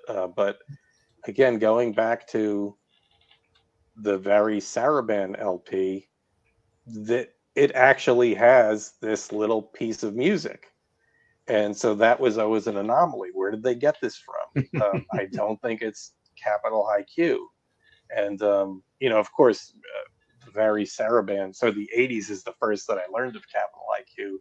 But when I heard, or when I started investigating Capitol Haiku, I realized that I'm never going to find this little piece. It's definitely not, on there. This is something that they put together, and so what is it? Where did it, and how did it end up on a thing from the '80s? Which is all other Capitol Haiku, but here's an original piece of music in there. So how did that end up on there? And I finally got the story and got a little inkling again into, like, figure this has to be like 2010, so we're talking a good 12 years ago. Actually, it was before that, because 2010 was when I made They Won't Stay Dead. I met Tom Dubensky for the first time at a convention, and I remembered, well, you know, I knew he worked on the films and everything. I really wasn't paying attention to how much, like, Dawn of the Dead, you know, he was there for everything. Yeah. But what I did remember when I met him was his name is banked on the Vary Saraban LP. So I said to How him, funny. I said, Tom, so why is your name on the LP? And he said, oh, that's because the producer, who was the famous producer from Scott Holton? Scott Holton, right? Who I believe has passed away. Yes. So we can't ask him. But he said the producer of the Vary Saraban, soundtrack called me up and said, I'm looking for a piece of music, and so Tom said, okay. And he said, I went to the work print and popped that piece of music out and ran a dub on tape and sent it to them and then popped it back in. And it's like, wait, Tom, you're talking about something that doesn't exist. And this is like 2010. As far as we were told, everything was destroyed in a flood. And so there was your answer. It wasn't destroyed in a flood. And that was the little, I don't know what you call that, like the little view, the door opened a little bit. Okay, there's obviously some material that we haven't found that still is in existence. Because if he had it in 1982, it did not get destroyed in a flood. And Tom said, absolutely, that, I went to the work print, so the work print was still around. So that was my little clue that, there was material out there that we should be looking for. And we eventually found it, and that's how we got that. I'm not sure why I didn't use the. So, like I'm saying, these stingers, this little bit that we just heard. What did it just end? Let's see. So this kind of stringing together. This is George's original edit, like placing those where he needs them. And you can kind of hear them like cut into each other a little bit.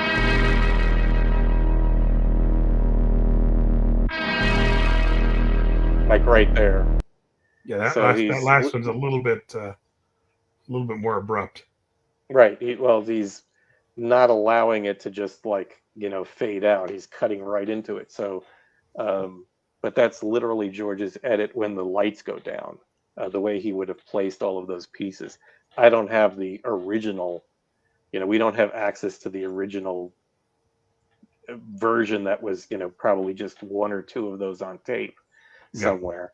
But he does use this earlier, as we were talking about, when they look out the window. And then he uses another version. I'm going to have to go back into the audio tapes and, they're all digitized, but I'm going to have to go back and find where the ones are when they hear the sound outside and then they go to the window and the thing happens again, because they sound a little bit different. And there's some reason why I didn't use that. But we're going to hear this again. It's also during the cellar scene when Ben's down in the cellar now with the and it's the track John was talking about where it fades into the dawn and you hear like that little bit of extra music where they're kind of opening it up a little bit and they're making the pitch go higher. But those sound very strange, and I didn't use them when I put these tracks together for the sound, the Waxwork soundtrack. And the reason is they must be mixed down because they exist on the same track that the shotgun blasts. He's firing the gun in the basement.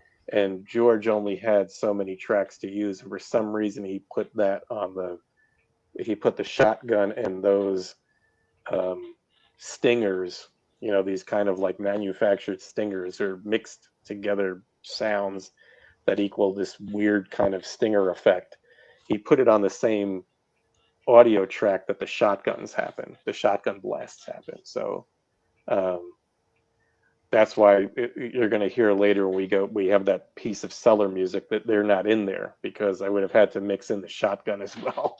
There was no way to separate them, and they sound different from what we just heard.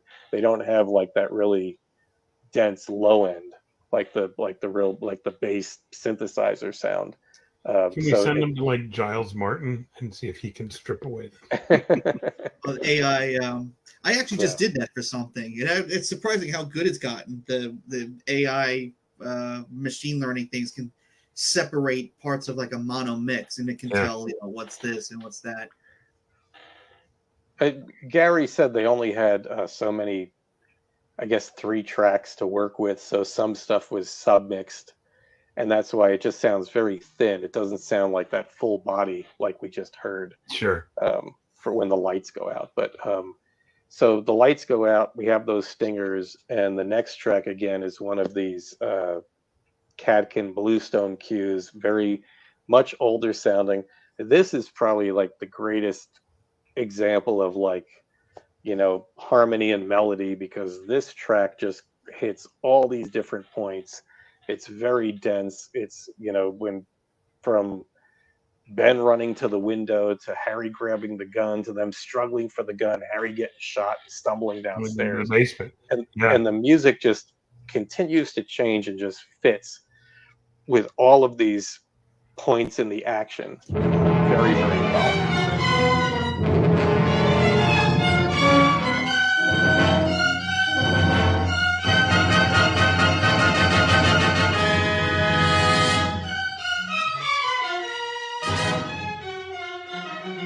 Even that stuff,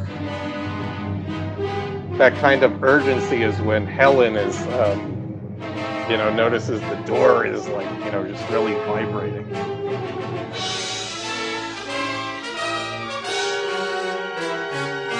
And here he's got the gun on him, and it comes down a little bit, and he says, Helen, get in the cellar. George uses this little break here.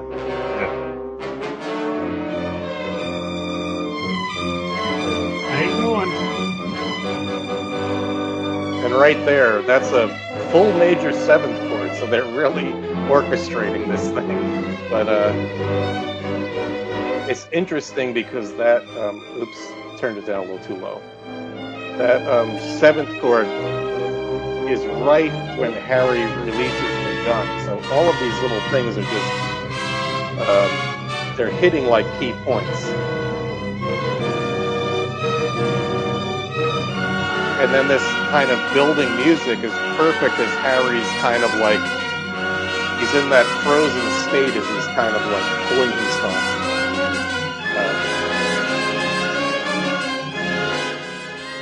pulling himself into the, like the top of the cellar stairs and then kind of staggering down. Yeah. And then it ends right there where he knocks the, crowbar or something off of the pegboard. Stop that. So again, just like a really dense piece of music, and again, it's all on that same reel that was eventually deleted from Capitol High Q and replaced with other music. And George is going to follow this up with 2 more cues, which are just the exact same thing but variations. And so Harry has like stumbled downstairs again, like that music just flows over. That's like probably like one of the more traditional harmonic pieces of music, because it has all those chords and it's moving through all those different things. It sounds like there's like maybe a key change in there, but it's not like so abrupt like some of the other stuff. And it ends when Harry like turns the corner and is looking at Karen. Then he stumbles over to Karen. When he falls, it cuts to this music, which is also, they're all called heavy dramatic. Yeah. So, and they basically are. Oops. Wrong one. Wait a minute. this one. So Harry falls and Gets back upstairs.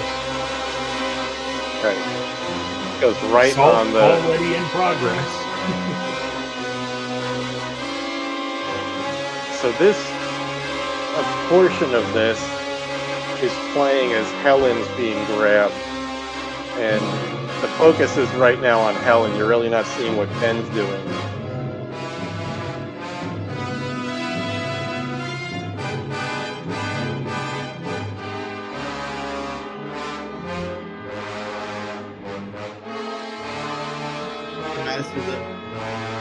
All over this. And actually, it's already cut at this point. I'm turning it down for a second. But what George does is he uses a piece of it. Helen runs to the basement, and Barbara he basically kind of takes- gets to her, and then she can move. yeah. So when Helen runs out of frame, it cuts to the basement with Karen eating Harry's arm, and basically George just truncates this piece of music and jumps right to the end, which there's a big chord, and you'll hear it in a second.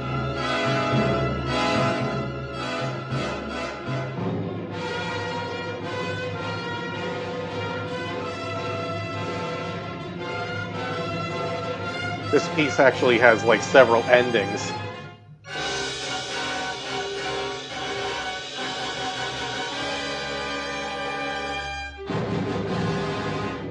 And right there is the chord. So that's the chord. George just moves it up to the point when it cuts to Karen and, Karen eating Harry. And now we know Karen's back from the dead. That piece of music, again, it's all part of this same reel. But, and George is just using them right in the order that they're on the reel, which says to me he was probably desperate to finish the movie at this point. I mean, the stuff all works, but it's like he's literally, 1, 2, 3. Since the end of the truck escape, he's using all major music from the same reel, and they're almost one after the other as they appear on the reel. So just oh wow, this works. And he's going to cut back to another version of that's even slower and more plotting. But we're now in the cellar, and Karen's back, and it's a high point of the. It's really like the ultimate low point. You're one of the main characters is now in a dark cellar with her daughter as a living dead, who's now coming after her, and it's like there's nowhere to run. You can't run back upstairs because that's where all the bad stuff is happening. And it's like anyway, we found the this was the bit that we were talking about. We were able to find in all this audio the isolated track of Helen's death, which there's a little Easter egg in here. This is the extended version. So I had sent just the screaming part to Waxwork, but I also sent this extended one, and this is the one they use. And what the little Easter egg is there's the very first piece that you're going to hear, and I'll turn it up because it's not very loud, but it just sounds like a live take that George, of Marilyn Eastman stumbling and kind of like crying out, and George says cut, and so his voice is actually on the soundtrack saying cut, but you can't hear it because there's all these sound effects of ghouls and stuff, that's supposed to be taking place upstairs. It's all like, it's also creating an underscore. We were talking about how, like John was saying, how effective that music is, just the pulsating synthesized thing is, because it's so unsettling. And I didn't realize until I went through all this music and all the sound effects, the isolated things, that George put together this really effective just loop of all the ghouls and the destruction sounds and the banging and the splintering of wood and all this cool stuff, and it really serves that same purpose. It makes like this very unsettling, like this noise that you really just don't notice, but it's there. So to hear, to be able to hear like the, the Helen death shrieking by itself is really cool, because all that stuff is stripped away, as if it did, as if it really needed all of that to be unsettling in the first place. But you're going to hear where George says cut, and I'll stop it right after he does it. Right there. So, so that sounds to me like a, so, as we've talked about before, for people that don't, or aren't fully aware of how like movies are made, a lot of the audio is what's called looping, where they go back in and put these sound effects that, they're not recording this stuff as they do the film. So like hammering of boards and footsteps on the floor, all of that stuff would have been recorded separately and just put in. And then the looping aspect is sometimes they have to record dialogue again. In the case of Night of the Living Dead, I guess they recorded as much dialogue as possible. But something like Judy saying, my jacket's caught, that would have been a looped part that had to be put in because there was too much action taking place to actually get that, properly. So here's a case where, they just had a little piece of wild audio that was grabbed, and George uses it, and you can actually hear him saying cut when you isolate it. But then as this continues, it seems to be isolated pieces that were recorded afterward, isolated pieces of Marilyn Eastman just screaming, and then they start manipulating it. And one of these, probably the first two really high-pitched shrieks, I actually slowed down to half the speed or an octave lower, and it's actually just it's her normally screaming, but they pitch shifted it way up with the with the reel-to-reel tapes, and ran it through probably like a tape, or fed the playback head back into itself, so you get this reverb effect, and that's where all the echo comes from.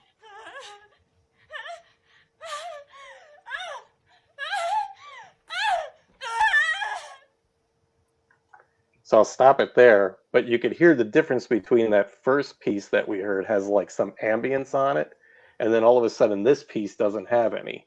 It's just like very dry, something that would have been recorded in a studio setting, with like, soundproof walls and everything, and there wouldn't be any natural reverb. Whereas the first piece sounds like it's a cellar. It literally sounds like, feet on a, or shoes on a concrete floor, and like stumbling sounds, and then, that's why you get the wild noise of George just saying cut, just appears there.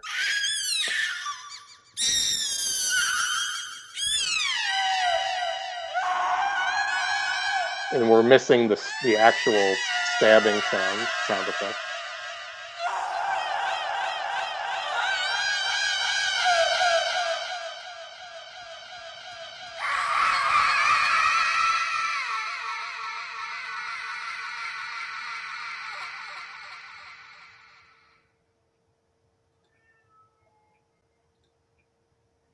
Right?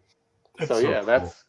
That is actually what is, again, that's right from the audio that George would have cut in to the film. So there was 3 distinct pieces of sound making up that scene. There was the just the Helen screaming part. There was the kind of the wild audio that was caught, and he decided to use that. And then there was the very specific kind of build up, as she's like kind of like somewhat screaming, somewhat calling out to Karen.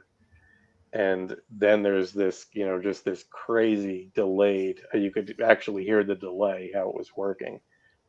Nowadays, and even like, again, in the 70s, there were outboard units that you could just run audio through and set the delay time. You could hear it was kind of like like a bump, bump, bump, bump, bump, bump, bump, and it just kept going. That's feeding a tape. They did it the hard way. They had to feed a tape back into itself to get that kind of feedback where it's like, constantly repeating. And then you could hear where she stopped screaming and it was kind of continuing as it starts to deteriorate, but it sounds like just like a repeating, like kind of fuzzy version of itself. And then she did that one last really big scream, so pretty cool stuff. But we then cut back up to upstairs, and again, George goes right back with one of these Catkin Bluestone heavy dramatic cues, and this one is really plotting, and he also uses the entire thing. So we don't have to listen to all of it, but it's basically a slower version of the one that we had just heard, and it plays all the way till Ben, from when Barbara's struggling at the door before Johnny comes in, to Ben on the cellar stairs, and this entire key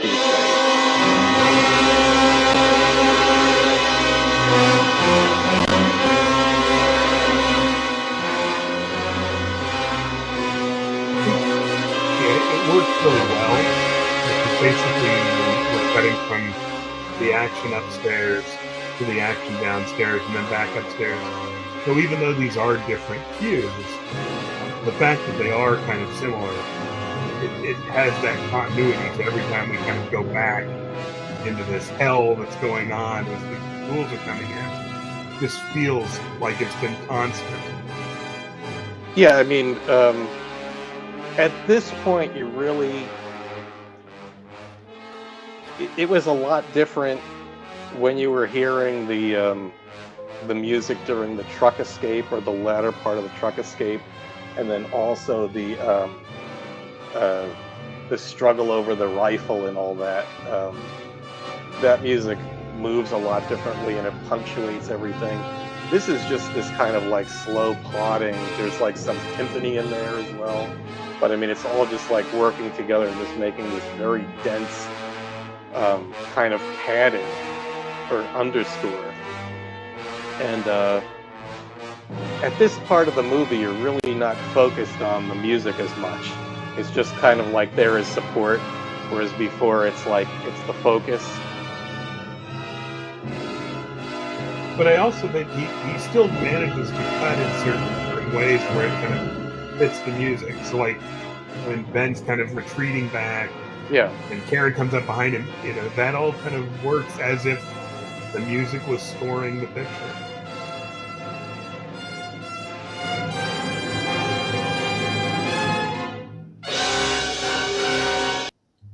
I think it ends right there. Yeah. And it doesn't have the final notes.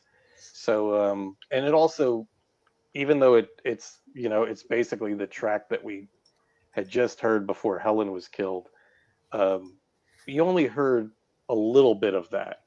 So and then you heard the ending, which you don't hear here. It just kind of does that final da da da, and it like stops.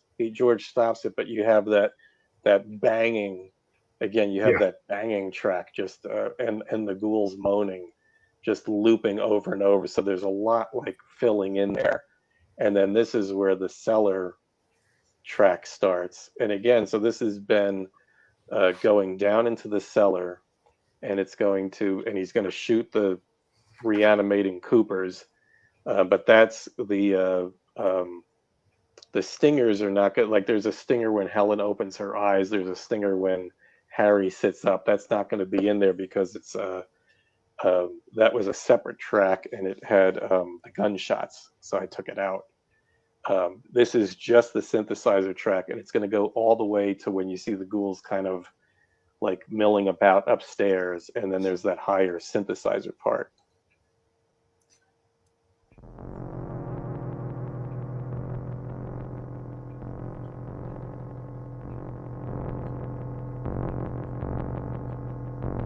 The other droning, the higher droning sound now is also more prominent, and that's going to turn into the higher part that John was talking about.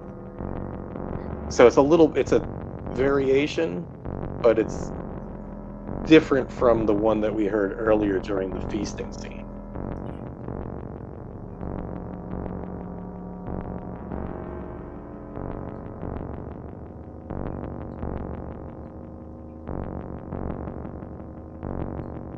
They were just being like more experimental with the tones, the rising tone.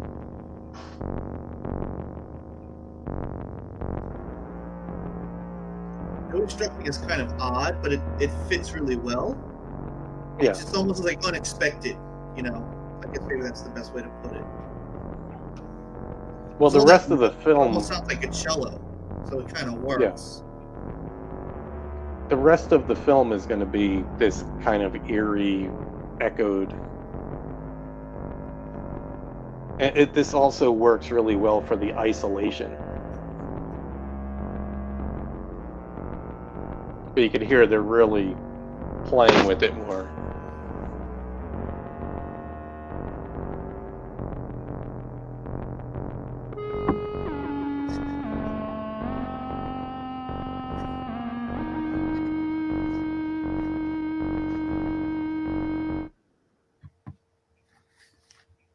And there it is. Yeah. So I believe it. Oops, let me turn that off. I believe it fades out a little bit more. But again, I was working with the actual snippet of audio, and then George just kind of cuts it at some point there, and it goes to daylight and the sound of birds and stuff like that. So, chirping. No yep. more crickets. And then really there's only two other pieces of music which we had covered, which are the echo. You know, we talked about the beginning of the film has this very echoed soundtrack, and there's a reel in the high-Q library, at least one like this, that has these very echoed, deliberately echo tracks to sound kind of eerie and spacey, and you know, whatever you want to call it. And George picked the really, you know, again, this is the posse music that kind of fades in. And it's the Night Talk theme song. Yeah, exactly. And it's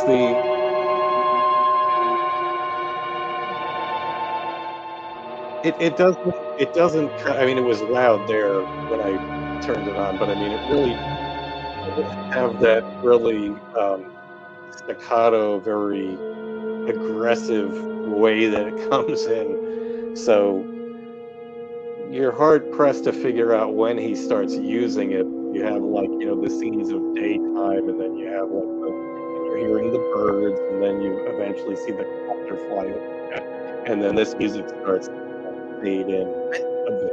I think somebody, because I remember someone mentioned this for like that little part, Right. the 4 whole steps down, is also very similar to a part that's in Dawn, when Peter and Fran are at the steps at the very end. I think it's Right. Pierre Harvey or something. Once again, it's just a complete coincidence because it's just like a musical motif thing that gets used. Also, this kind of 4-note. What did I say that was? It's like 2 tritones. Yeah, it sounds like like 2. I need my guitar. But yeah, it's like tritones, but there might be like a whole step away. Or maybe it's maybe a minor third. Going off the top of my head, I don't have perfect pitch. And you can hear in there they're doing all similar. So a tritone for musically uninitiated, it's like a fifth interval in the root is like what most music resolves on. You know, that's like the end of like almost every classical piece of music or romantic, you know, boom, boom, you know, it's like almost everything ends that way. It resolves that way. Almost all Western music ends that way. A tritone is a little bit off. It's a half step away. So you're, you use it for, well, you usually don't use it in Western music, but like in some like, you know, heavy rock or progressive rock or metal, they use it. So something like the Rush song YYZ is the famous, the intro is the famous, use of a tritone, that bum, ba, bum, ba, bum, ba, bum, bum, bum, bum, ba, ba, bum, that Also, I doesn't think really work, and I it could gives be you that wrong. weird tension. Also, the intro to The Simpsons, dun, dun, dun, dun, dun, dun, dun, dun. I think that's also Right. a tritone. Yeah, it's the complete halfway from all 12 notes. It's the complete half. Yeah. And it's a tritone because it's 3 whole steps away. So Tritone, 3. so having those two intervals, and then not only just like they're already going to create tension when you play them together, they really create tension. But just the movement from bum bum is going to create tension. But then this piece of music, plays them again, like John's saying, maybe a whole step away. So it's really creating tension, or just uneasiness. It's more of the, George just seemed to intuitively uh, gravitate towards music cues that created that kind of like uneasy tension. Because I think he can really cut to the core of the emotion of the piece and really Yeah. fit that to what he wants the viewer to experience on screen. So it's not so much, all the crazy theory. It's just these people write all these things, and he goes, "This fits here because I feel this emotion, and this is what the emotion I want you to kind of see." It's just a very sobering, but like you have a hangover in a way. Like, did I just dream what just happened? In a very unsettling way, but also bookends it with the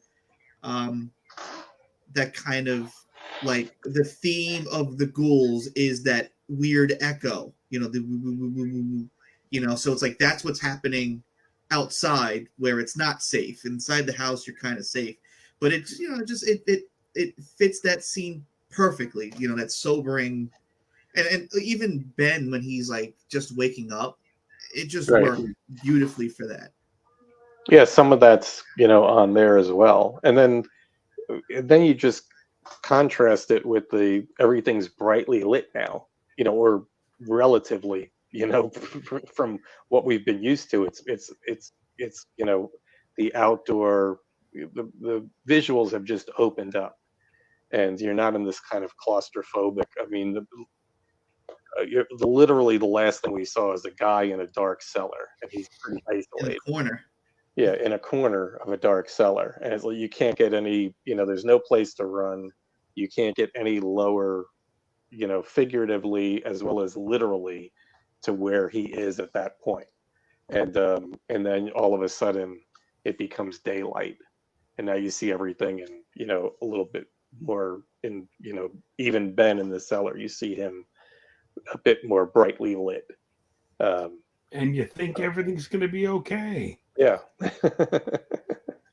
See, so he should have listened to the soundtrack, because the soundtrack was telling him this is not a good thing. There's never any happy music telling you, what to do in this movie. So it's pretty much telling you to. It's almost like the music is like God the narrator that But no one else can hear except for us. I like that point that about it, having this dreamlike quality, and then the lingering effect. Like, did I dream that? Like, what did I just see? Because I remember thinking that when I first saw Night of the Living Dead, that was absolutely the feeling that you would get. What is this movie? First of all, it doesn't hit the beats that most horror movies of the time were doing, which were horror movies that you could see on TV as a kid. So, but they all had like certain beats to them, and this one was hitting something else. And then you don't know who any of the actors are because they were all unknown at the time, and it's black and white, so it already has like kind of an otherworldly quality to it. So it's, what is this movie? And then when you think about it more, it's like um, you think about that thing of like the soundtrack informing you. You know, oh, I want to watch it again. I'm not really taken by any of the characters, but I want to see what happens to them, and I want to see if like is there any point in this film do they realize like what's going to happen, like, and maybe would they make a different choice if they realized what was going to happen, you know? That's what I thought John was going to say, because it's the second time you watch it, certain scenes, the music now has a different tone to it. Again, I'm pretty sure it's just another one of those things or night where it's just some brilliant accident that just happened to be. But when you watch it again, like, oh wow, it's once you know how it's going to play through, some of the things that happen in the movie, especially the soundtrack to it, comes off in a different way, and it's like almost watching a different movie in a way. I had the pleasure of introducing the film to a couple of young friends on Halloween, and it was so cool to re-experience the ending of the film through the eyes of people seeing it for the first time. So, you know, it's like getting through the night. All of a sudden, you know, the ghouls have kind of dissipated. You think everything, you know, like here comes the posse, and they're, you know, it's kind of that tension release of, oh, wow, this is really heightened, and now it's going to be okay. And then to see their kind of shock at the ending was like, they just couldn't believe it. And again, it's like, you know, all these years later, an audience still just being blown away by that ending was just a nice reminder, you know, for those of us that have seen it so many times. It's like, yeah, we know where this is going, but to be able to kind of experience that again, that sense of, no, you didn't see that coming. Yeah, that's why I had a student of mine, a guitar student that I think he's in his late 40s or early 50s, and he never saw the movie. And I was like, you have to watch it. Mostly because I wanted to know, you know, it's different when you see it as a kid. I was like, you know, 13 or 14 or whatever. So like my mind and everything was different. Like I loved Dawn because it was so cool. I remember like, I might have told the story that my dad calling from work, and I said, I just saw the coolest movie of all time. All these things are in the mall. Whatever. So like my understanding of the movie was different until I got older and said, oh, there's a different layer. So like how I saw Night has been sort of has changed, because I wish I would see it now and see how I would react to it. So I wanted his reaction. Like, here's an adult, a mature guy that understands subtleties and nuance and whatever, and then explain to me, you know, what he thought and what he saw. And that's like, I'm almost jealous in a way. You know, it's funny because Gary Striner he said the same thing when I was talking to him at the Evan City thing. He goes, you know, I wish I could experience the movie like how a fan does, because he worked on it and he sees it in a different way. You know? Nobody who worked on it sees it or is affected by it the same way. Yeah. Because I think they of course see like how it's put together. Yeah. Or saw the extras, you know, like Ella May and them, you know, because they spend one day on it. I don't think they, well, not Ella May, but you know, some of the extras that were on it. You know, like maybe like a Dick Heckert, you know, I just went and did this. He didn't know how the rest of the movies come together. But yeah, for the core, you know, the guys that were there every day, yeah, it's almost like that thrill has been unfortunately spoiled in some sort of way. Well, I think in any, like, if you were involved and saw a bit of it in any capacity, when you see yourself in it or you see people that you know, it's just going to take you right out of the whole thing. Yeah. You know? Yeah. So that's the same. Yeah.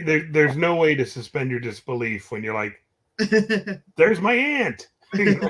Right. Yeah. So yeah, it's the soundtrack like informs you, but it's not going to inform you of like the shocking parts, you know. Yeah. And so until it's too late. Yeah, and I would you know, so it's good. The soundtrack is like the choices that were made and the way they were edited are very well done, and they support what's there. But like I would be, you know, people, you know, seeing it for the first time, even in the last 10 years. I mean, there were other movies since Night of the Living Dead that have the shocking ending. So it's like, you know, what else is happening that it still has that impact? Because to some people it should be, you know, kind of, and I guess to some people it is. Some people find it boring. You know, they find the parts that I prefer boring. You know, Ben finding the gun, or going, smoking the cigarette, or like Marilyn going through the motions of smoking the cigarette and the stress on her face. And she's like sitting across from Barbara, and then Barbara, um, Helen, I'm using the wrong names. Helen smoking the cigarette and then sitting in front of Barbara, and there's that whole unspoken scene between them until Barbara looks up and she says, "Don't be afraid of me. I'm Helen Cooper, Harry's wife." It's like, now I'm afraid of you. yeah, But exactly. but it's kind of funny because when you think about that, when people are like, "Oh, I find it boring," it's because of this movie that helped them, like that made them find these things boring, because no one saw sort of visceral horror and gore up until that point, and then movies that were made after kind of had to push the envelope more and more. Do you get like Halloween, and then Friday the 13th and all, and then it just became like this gore fest, which is fine. I like that kind of, I like that stuff too. But Night was kind of like art, and every movie that came out afterwards was trying to just like up the ante, and in doing so, it desensitizes you to like this stuff, because it's not every 5 minutes. It's not like, Michael Myers has to have a kill every 10 minutes kind of thing, But the people, so I think what happens is the people that give it a chance, and then do find it affecting and impactful. It's because when you get down to it, it's not about the gore, because there were other gory movies before Night. I mean, there's definitely scenes in it that are supposed to shock you, and having the ghouls actually eating, or the living dead actually eating the living, or parts of the living, is there for shock value. But it's also, I think George's thing was like, well, why would I cut away from that? This is like the premise of the film. Why would I cut from that? So to him, it was natural to put it in, just like it's natural to have a nude ghoul.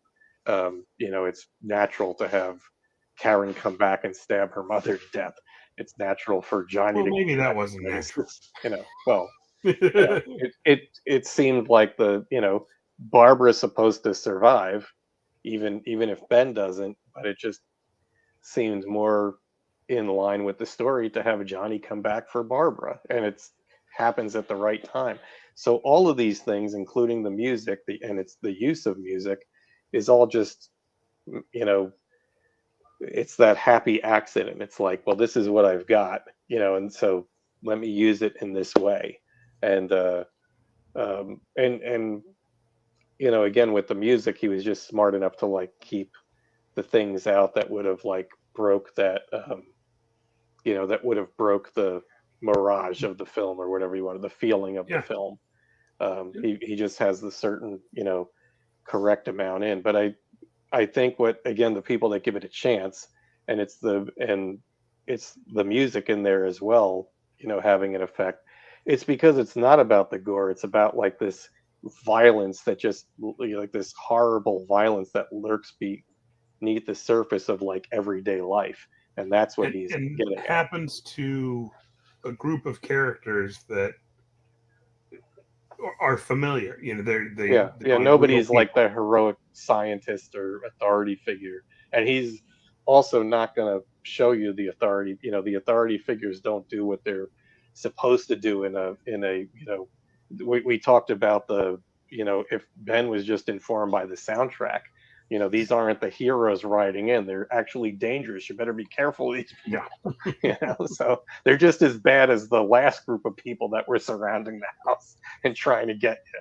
So that's the thing that's like, the way it paints all of those things, we talked before about the farmhouse as a character. And, it's not necessary to see that all the other doors and windows hold.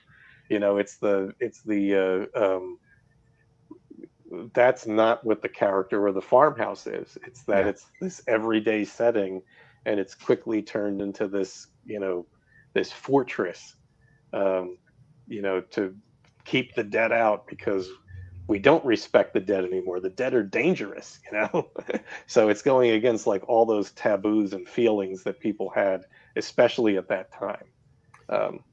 where they would inter, and have wakes for the recently passed inside their home, and they were shown great respect by all the friends and neighbors coming. Now it's like, keep those things away, and the friends and neighbors are Drag them to the dangerous. street We don't want and any of burn them. them. Yeah, so They go pretty easy. yeah, Well, so if you give the movie a chance, which is hard nowadays, with everything that's come after it. But if you give the movie a chance, that's what comes through. Yeah, you have to want to experience sort of the art for it, because when I saw it, I didn't grow up with the movie where like this was, like very different for 1968. When I watched it, I was renting Halloween 2, Friday the 13th, and I'm pretty sure I saw Dawn first, but then I saw Night After, and I just went, oh, this is really cool. Like I was able to just kind of see sort of right through it. It had nothing to do that it was boring. It's something about it that just sort of grabbed me, because I think I understood the art of it, even though I couldn't necessarily articulate it. Like even with Dawn, I thought it was really cool, but there was something there that I guess I couldn't recognize. And I think some people, when they watch it, I think there's certain people when they watch movies, they just want to watch them to kind of turn their brain off, and they don't want to think. And then you have some people that like to watch the movies that make them think in a way. And I think this is one of those kind of movies. I mean, I all would argue George's. the movie will work for either of those audiences. It's like I think it works on a level of just sit back and ride the roller coaster. There's a lot going on if you want to think about it and you want to talk about it. There's a lot to be said about this movie, as we can attest. I mean, if you think of George's other films from around that time, I mean, The Crazies doesn't really work. I mean, The Crazies is, a similar thing. Everybody's nuts. So your neighbors are crazy. They're literally, crazy. Here, your neighbors are, coming after you to eat you. But something like Jack's Wife, and also The Amusement Park. The Amusement Park is like really this overt, telling of the same thing. Here's society, here's a situation, and this is what lurks beneath. Now, in the amusement park, there's, like I said, the message is just really overt, and it's these very like overt nightmares situations. But the reason why Night works so well is, and in Jack's Wife, they're, again, it's like suburban housewife, and all the kind of like the slights and humiliation she has to like, go through, to where she eventually goes in a different direction than, just being the married housewife. So there's all these little, little dream sequences or interludes, with, again, just the everyday ordinary setting, and kind of like the horror or the uneasiness or the tension that lurks beneath the surface.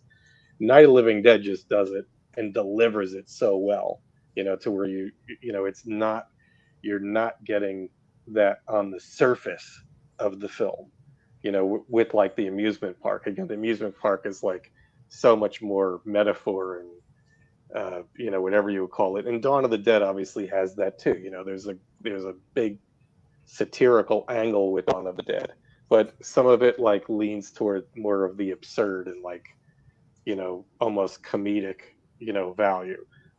Night of the Living Dead just does this one thing, and it never lets up. Constantly beneath the surface, this tension, this uneasiness, this, you're in a familiar setting, but it's alien. You have ordinary characters, but everybody ends up in a familiar setting that actually is claustrophobic and alien to them, and they don't know anybody else in there, and that's what creates that. What if Ben was with a girlfriend or a family member?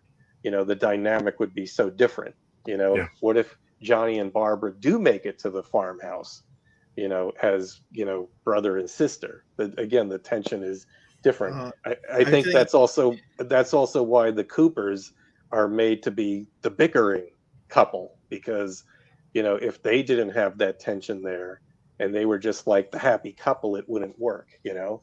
And Tom and Judy aren't like strong enough characters, you know, where they're not strong enough personalities among the group to make their bond, you know, kind of like stand out, you know. Yeah. So it's to where it affects the rest of the group. So the audience definitely throws their lot in with Ben or Harry or, you know, just or Barbara or just the general, you know, the general makeup of the group. They're not really, there's really not a lot to like latch on to there for comfort. And, you know, and so then again, the soundtrack just couples that, and, you know, helps that along by just continuously throwing at you these themes that make you feel uneasy. Yeah. I really hope now you just don't put an idea in someone's head. You know, what if Johnny made it to the farmhouse? Because then, Oh, they've already Yeah, done that. So. oh, I must not have seen it then. Every avenue has been explored. Okay, I cut that stuff out then. All Yeah. right. I think there are two things that I think of when I think of the soundtrack. One is, and I won't belabor the point, but for those of us that have had a chance to hear it, an original score was put on Night of the Living Dead that did nothing to improve upon what the library music did. If anything, it more kind of was overbearing in selling you on what was going on. So the fact that the library cues, you know, kind of win out over at least that example of an original score for the film is worth pointing out. And the other is kind of, I liken it to, I think it was Quentin Tarantino that said this, because he scores a lot of his films with existing music. So think of what he's doing is taking library cues and making a movie. And he always said that if you end up putting something in a movie and you own it, meaning people now say Stuck in the Middle with You, Reservoir Dogs, as opposed to, you know, Steelers Wheel, that was a song. I think Night of the Living Dead owns this music. You hear it everywhere else, the stuff that preceded and the stuff that came later. It's Night of the Living Dead music, to those familiar. And I think that is the testament of the marrying of these tracks with this film. It's kind of, it took ownership of them because it used them probably better than any of these other examples that we've, you know, referenced. There's very few. I see what you're saying, like with the Tarantino stuff, but there's very few examples I could think of where a film, you know, takes pre-existing music and eventually owns it. It just becomes part of the film, and people can't divorce it from it anymore. And Night of the Living Dead is one, Dawn of the Dead is the other, and probably 2001: A Space Odyssey. Yep.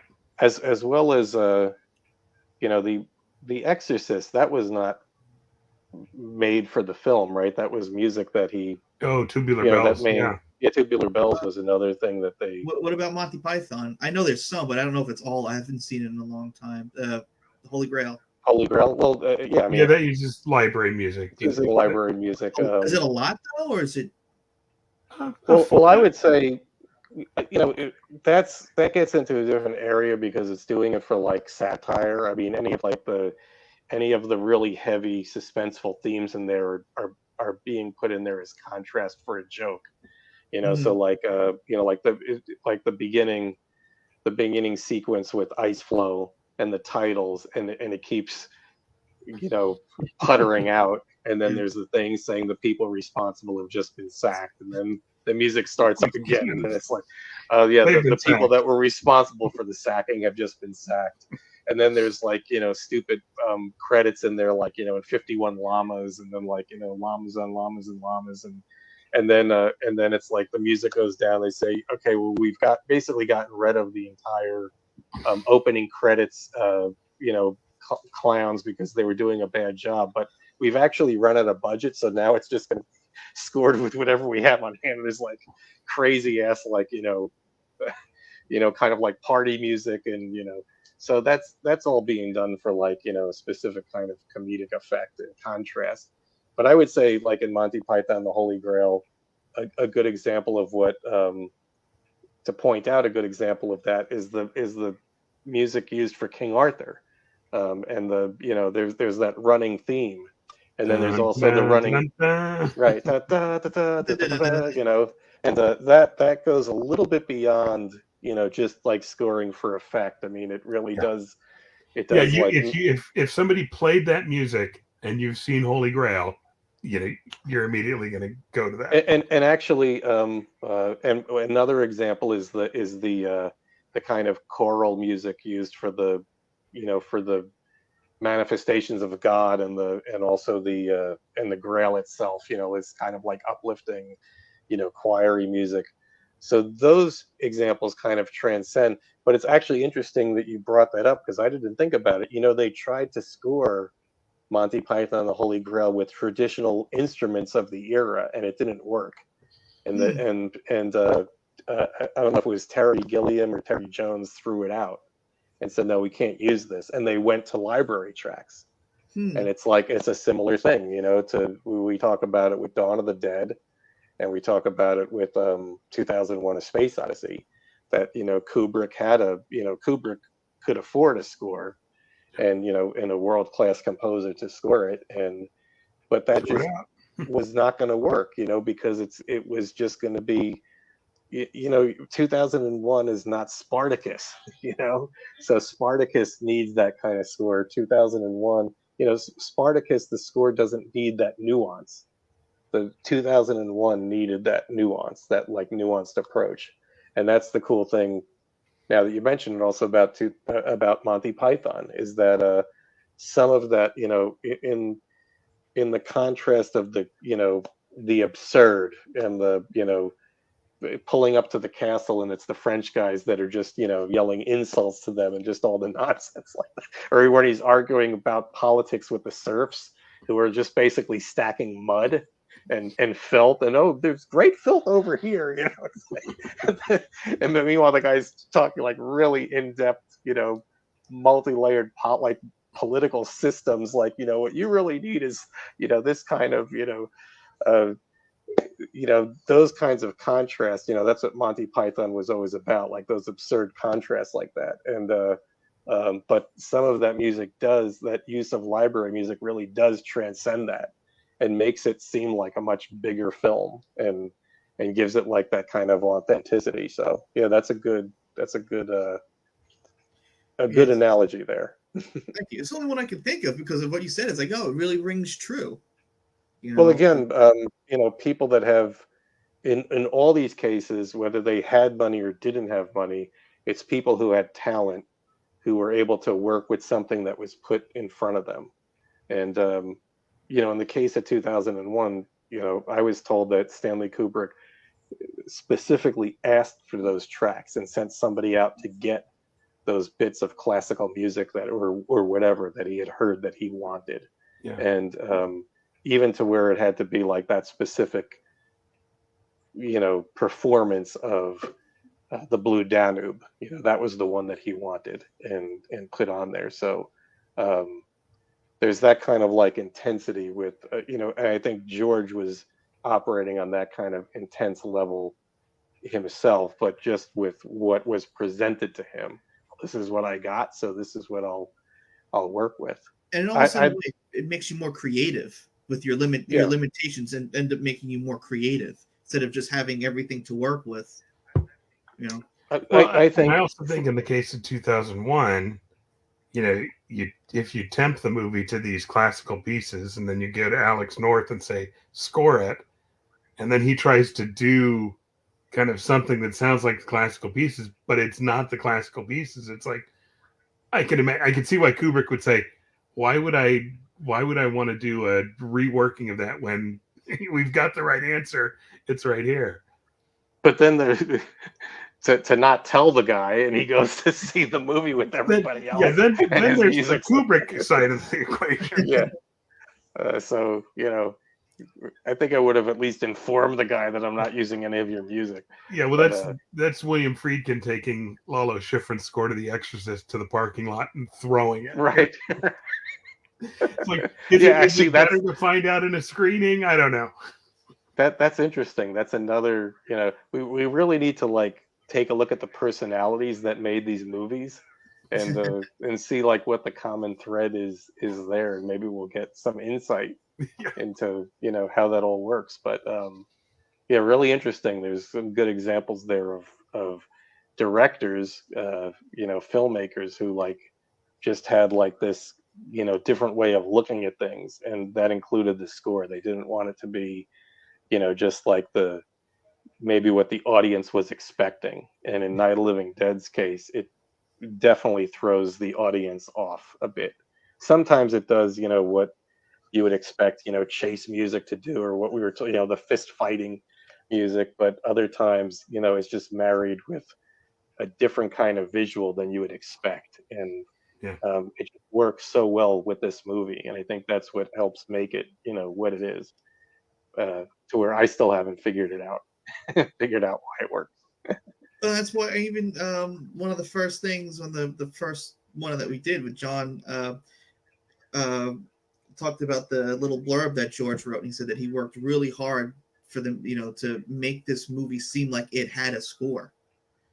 That he put so much time and effort into really playing with, what's going to work. Whereas I think, like, like we talked about else, oh, there's a spaceship. We'll put spaceship music. That's why when you played Teenagers from Outer Space, I remember I was laughing because I've seen it before. And it was so bad, and it was so ham-fisted. There was no like creativity to it. Instead of like crafting music that might not work in a way that you go, oh, this actually does really work very well. It just takes a special kind of person to kind of see through it and use it in a different way. But uniquely, the director of The Killer Shrews was probably not picking music. Director of Hideous Sun Demon. Well, Hideous Sun Demon, I don't know. But director of Teenagers from Outer Space was probably not the guy dropping the library music into it. So you're further removed from a creative person. This is George looking at this, taking responsibility for the whole thing, versus somebody on the crew whose job was, okay, now go find music to lay over this, and how committed they are to that role. Because it's not like a composer saying, I'm going to sit down and write a theme for these characters, do these things. It's like, I got what's in front of me, and I've probably got a number of days or weeks that I've got to do this. And so that's a good point. Really good point. Be thankful you get something that works. Well, so George did have a Mike Gornick, to fill that role. In the case of Dawn of the Dead and some of the other films, and so that's why you have that more nuanced approach, where Mike's not just picking what's appropriate, but also stuff that maybe goes against the grain, and and so it works for that film because Dawn is a different kind of flavor. It's that kind of comic book. But again, we talked about it could still be a comic book feel, and it could have the score that you expect, and sometimes it does have that creepy score, but sometimes it goes against the grain and has what's akin to Muzak playing over what are supposed to be like more serious scenes, and that's intentional because that's what creates that the iconic nature of the film. No other zombie movie did that. Yeah, it's probably the best summed up with the Gonk, because is the Gonk the most well-known piece of library music? I'm trying to think. Could by name, I'll bet it is. It's Robot Chicken, So I've read that people have used it for other things that don't even know where it's from. It's just a silly piece of music. I was reading up and doing some research. Like, actually, it was used for like an English like TV show called I can't even remember.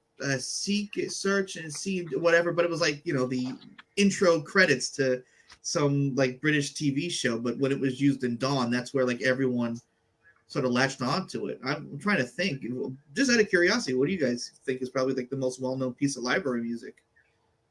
Well, that's pretty well known. There's a piece by Simon Park that was used on a TV show, and it actually became a hit. I don't know if it was written for the TV show, but it's it would have preceded the Dawn, but it would have been when Simon Park was writing for DeWolf. But what's that piece called? I can't think. It's the detective show that he wrote it for. But if you heard it, you would know it. And Okay.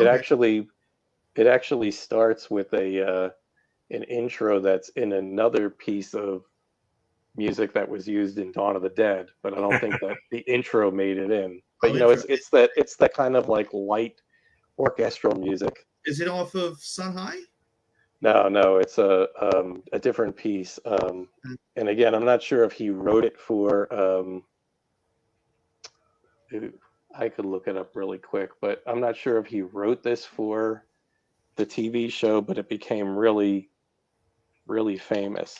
See, and that's different because it was written for the show. It's not like someone taking some arbitrary piece of music and using it somewhere. It's called Eye Level, and the show was the television series was Vanderwalk, which was like a detective show, I believe. Let me see. Are they still? Oh, I'm going to go with the Gonk because actually, Simon Park didn't write that, but his orchestra played it, and it was known for. He's notable for the Simon Park Orchestra is a group which is most notable for producing the instrumental Eye Level, and it was composed by seems like a Dutch composer, and I don't know if it was specifically for the TV show or not, or if it was a piece of library music, but it became known for that. And also, just to marry what we were talking about with Simon Park, when they go to the airport hangar, use Figment, which I love, and Figment is very, very similar to kind of those night cues that, like when you're outside, that like heavy, weird kind of reverb, and that's the only time in the movie where you get that. And it's one of those things I never like thought about. Like, oh, it's like it's similar. Not that it was done as a callback. It was just like how George thinks of that music and how it would fit. Yeah, I would agree that the Gonk is probably the especially within horror films or the horror genre, and then the way that it's used. Yeah, because it's always a juxtaposition of something, going on with this really silly kind of corny, music. Did they use it in Shaun of the Dead? I don't know the film. I remember well enough. Yeah, I know it's in. I think it's right in the beginning. I saw it once or twice, and when it came out, and that was it. So it has to be in there because it's like the most iconic music. Like I said, I'll give you that. Nobody goes around saying, you know what I like? Eerie Heavy Echo. That's like one of my favorite tracks. People know the Gonk by name, and they can associate it with the music. I think that's very significant in its in its cultural awareness. And you might be able to play somebody the opening to Night of the Living Dead and have them say Night of the Living Dead. You say, what's that track? They'd be like, the opening to Night of the Living Dead. And did people even know the name of the Gonk unless it was from the Trunk album? Did the Trunk album? Before that. Okay. It's in the credits though, isn't it, Jim? Call me crazy, but no, it says music to Wolf and the Goblins. So, but Dario Argento and the Goblins. Well, so where did the public consciousness come for the Gonk? Because it didn't come from the soundtrack album, and it didn't come probably from the Trunk Records. Was the first identification of it. Yeah, that's when I first became aware of it. I knew the Gonk long before that, but where would I have gotten that? I don't think it was ever released anywhere else. I mean, it's known for Dawn. And No, actually, no. I'm saying that, I saw Dawn, 84 when it came out on video, but between 84 and well before Day, because when Day of the Dead came out and they referenced it, it's like, that's the gonk.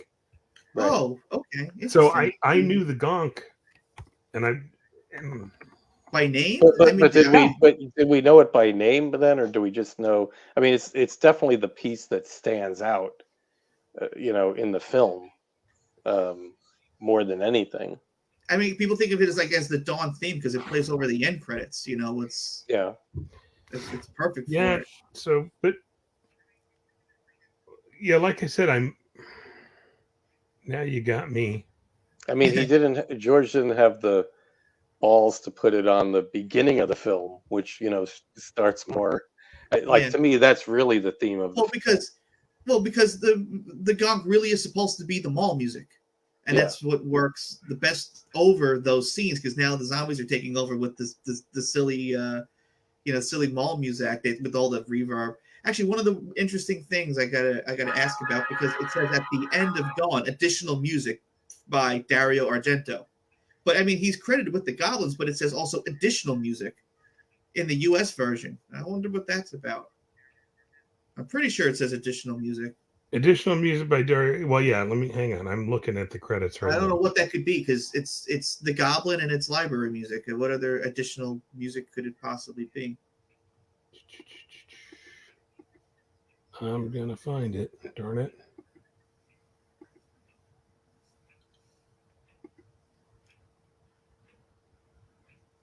I've always wondered how much input Dario had into the making of those tracks. Of the Goblin music? Yeah, the Goblin tracks. Yeah, I'm sure the main piece. Actually, I was wrong. The U.S. version the theatrical version has 5 pieces of the Goblin music, whereas the extended only has 3. So George only used 2 more. He used the alternate, which I knew already, of the main theme. And then there's the other one. It's like Al Marja Fala, or I don't know the name of it. I don't speak Italian. When they land on the mall, he used that one. So he must have liked that one. But yeah, those main pieces I think were written before, because they also have similar elements to the main theme. Had to have been written before they saw the movie, because then when they saw the movie, even like the regular library music sounding stuff, some of it is not doesn't even have the full band. It's just like Claudio Simonetti doing like a keyboard thing. Right. It's not like they needed everybody. It gives it more of a feeling that it was really rushed. That the African music couldn't have taken very long to throw that together. Well, isn't some of it some of the stuff George uses considered the alternative takes? To me, the best version or the best use of the Goblin music in Dawn is, again, that basement scene with that pulsating. That's the alternate take. Kick drumming. There's the main theme, and I think there's 2 alternate takes of it. And there's one alternate take, and then there's one that's just called intro, which is just it's just a chord with that's right in the beginning when the title screen comes up. That's a separate track. Then there's that Della Falla thing. They think there's an alternate. There might be 2 alternate versions of that. That's why the names are kind of similar in my head. But those are the only ones that he used. He didn't, all the other stuff that mimics the library music, George just used the library music, because I honestly think it's a better fit anyway. I do like 2 of the tracks. I like the piano piece. I don't know. Was it like Oblivion or something like that? That one. No, that one's nice. No, it starts with an R. I did a transcription of it. Reviglia or whatever. That one's really, really, that could fit somewhere really nice. But all the other stuff is just I love Goblin, but they're like the B version of what the library music is really supposed to be. Right. I'm gonna have to research this, but I'm wondering if it was in Zombies That Ate Pittsburgh that the gonk is identified by name. Oh, that's a possibility. And that would have It was been because I know that would like have it's been the 80s. yeah, I know that I knew it sometime really between seeing it and between that and Day of the Dead coming out, because when it's referenced in Day of the Dead, I recall it's like that's the gonk. Yeah, and that's not much time. That's. No, Well, I no. forget at the time I said Pittsburgh, and I don't think this could be right, but it says is released in '87. That can't be right. Well, they're talking about Creep Shells. Yes, well, actually, no. Yeah, so it wouldn't have been Zombies That Ate Pittsburgh because that was after Day of the Dead, though. So, Okay. but so maybe the poster book. No, I don't know. No, I don't think I am going to take it upon myself to figure out when people became aware of the gonk. Let us like know. I don't remember when it was, but it was certainly at the time, of the films. At Trunk Records feels like it came out yesterday. Not to me. I remember when I was so excited because I always liked it and I didn't know that was a thing, and that's where I kind of first learned about it. I was lucky because well before that came out, I had gotten my first version of a Dawn soundtrack from Chris Stavrakis. So I was already blessed with a lot of stuff. So by the time the Trunk Records came out, it was like, oh, that's cool, but there's only that many tracks. Yeah, we had a nice talk when I met him at Evans City because I had to thank him because he's helped by starting all the legwork that I didn't have to do, and Jim as well. So I benefited from the fruits of their labor, many years later. Because if it wasn't them, it would have been me. Well, I was just telling Jim I'm going to try to find the library track for the one scene that isn't identified in the Argento cut. I think that's kind of my mission, is to try to figure that one out. Yeah, I haven't deep dove into Dawn as much as Night, but there's obviously more to learn with that one. Yeah, that's my anyway, so we did about 3 hours, so that's a good, and we finished finally. We finished library music, so that's a good thing to end on. And though my headphones held out and my mic held out, my bladder has not, so I need to go to the bathroom. So it's a good point to wrap it up. So we'll see everybody again soon. Any final thing you guys want to add on the end of all this? No, this adventure. Yeah. Well, it was a blast and an honor to BS about this kind of stuff because I could do this any day, all the time. So if you guys are, for whatever reason, want to do Dawn on a night one, I definitely want to do a Dawn one talking about that music as well, because I'll have a lot more to add. there's a lot to talk about with that. So no kidding. It's a longer film. Would probably take us about how many 5 episodes. Hey, easy content. So we'll have to do it as a another Night Talk at Dawn or something like that. There you go. Supplement that. And maybe we'll get to do one of these live at one of the Living Dead weekends or something. So that'd be cool. Yeah. So cool. All right. Thank you. See you guys again, and we'll see what we're gonna do for the next one. I'll be watching. All right. Take it easy, everybody. Bye.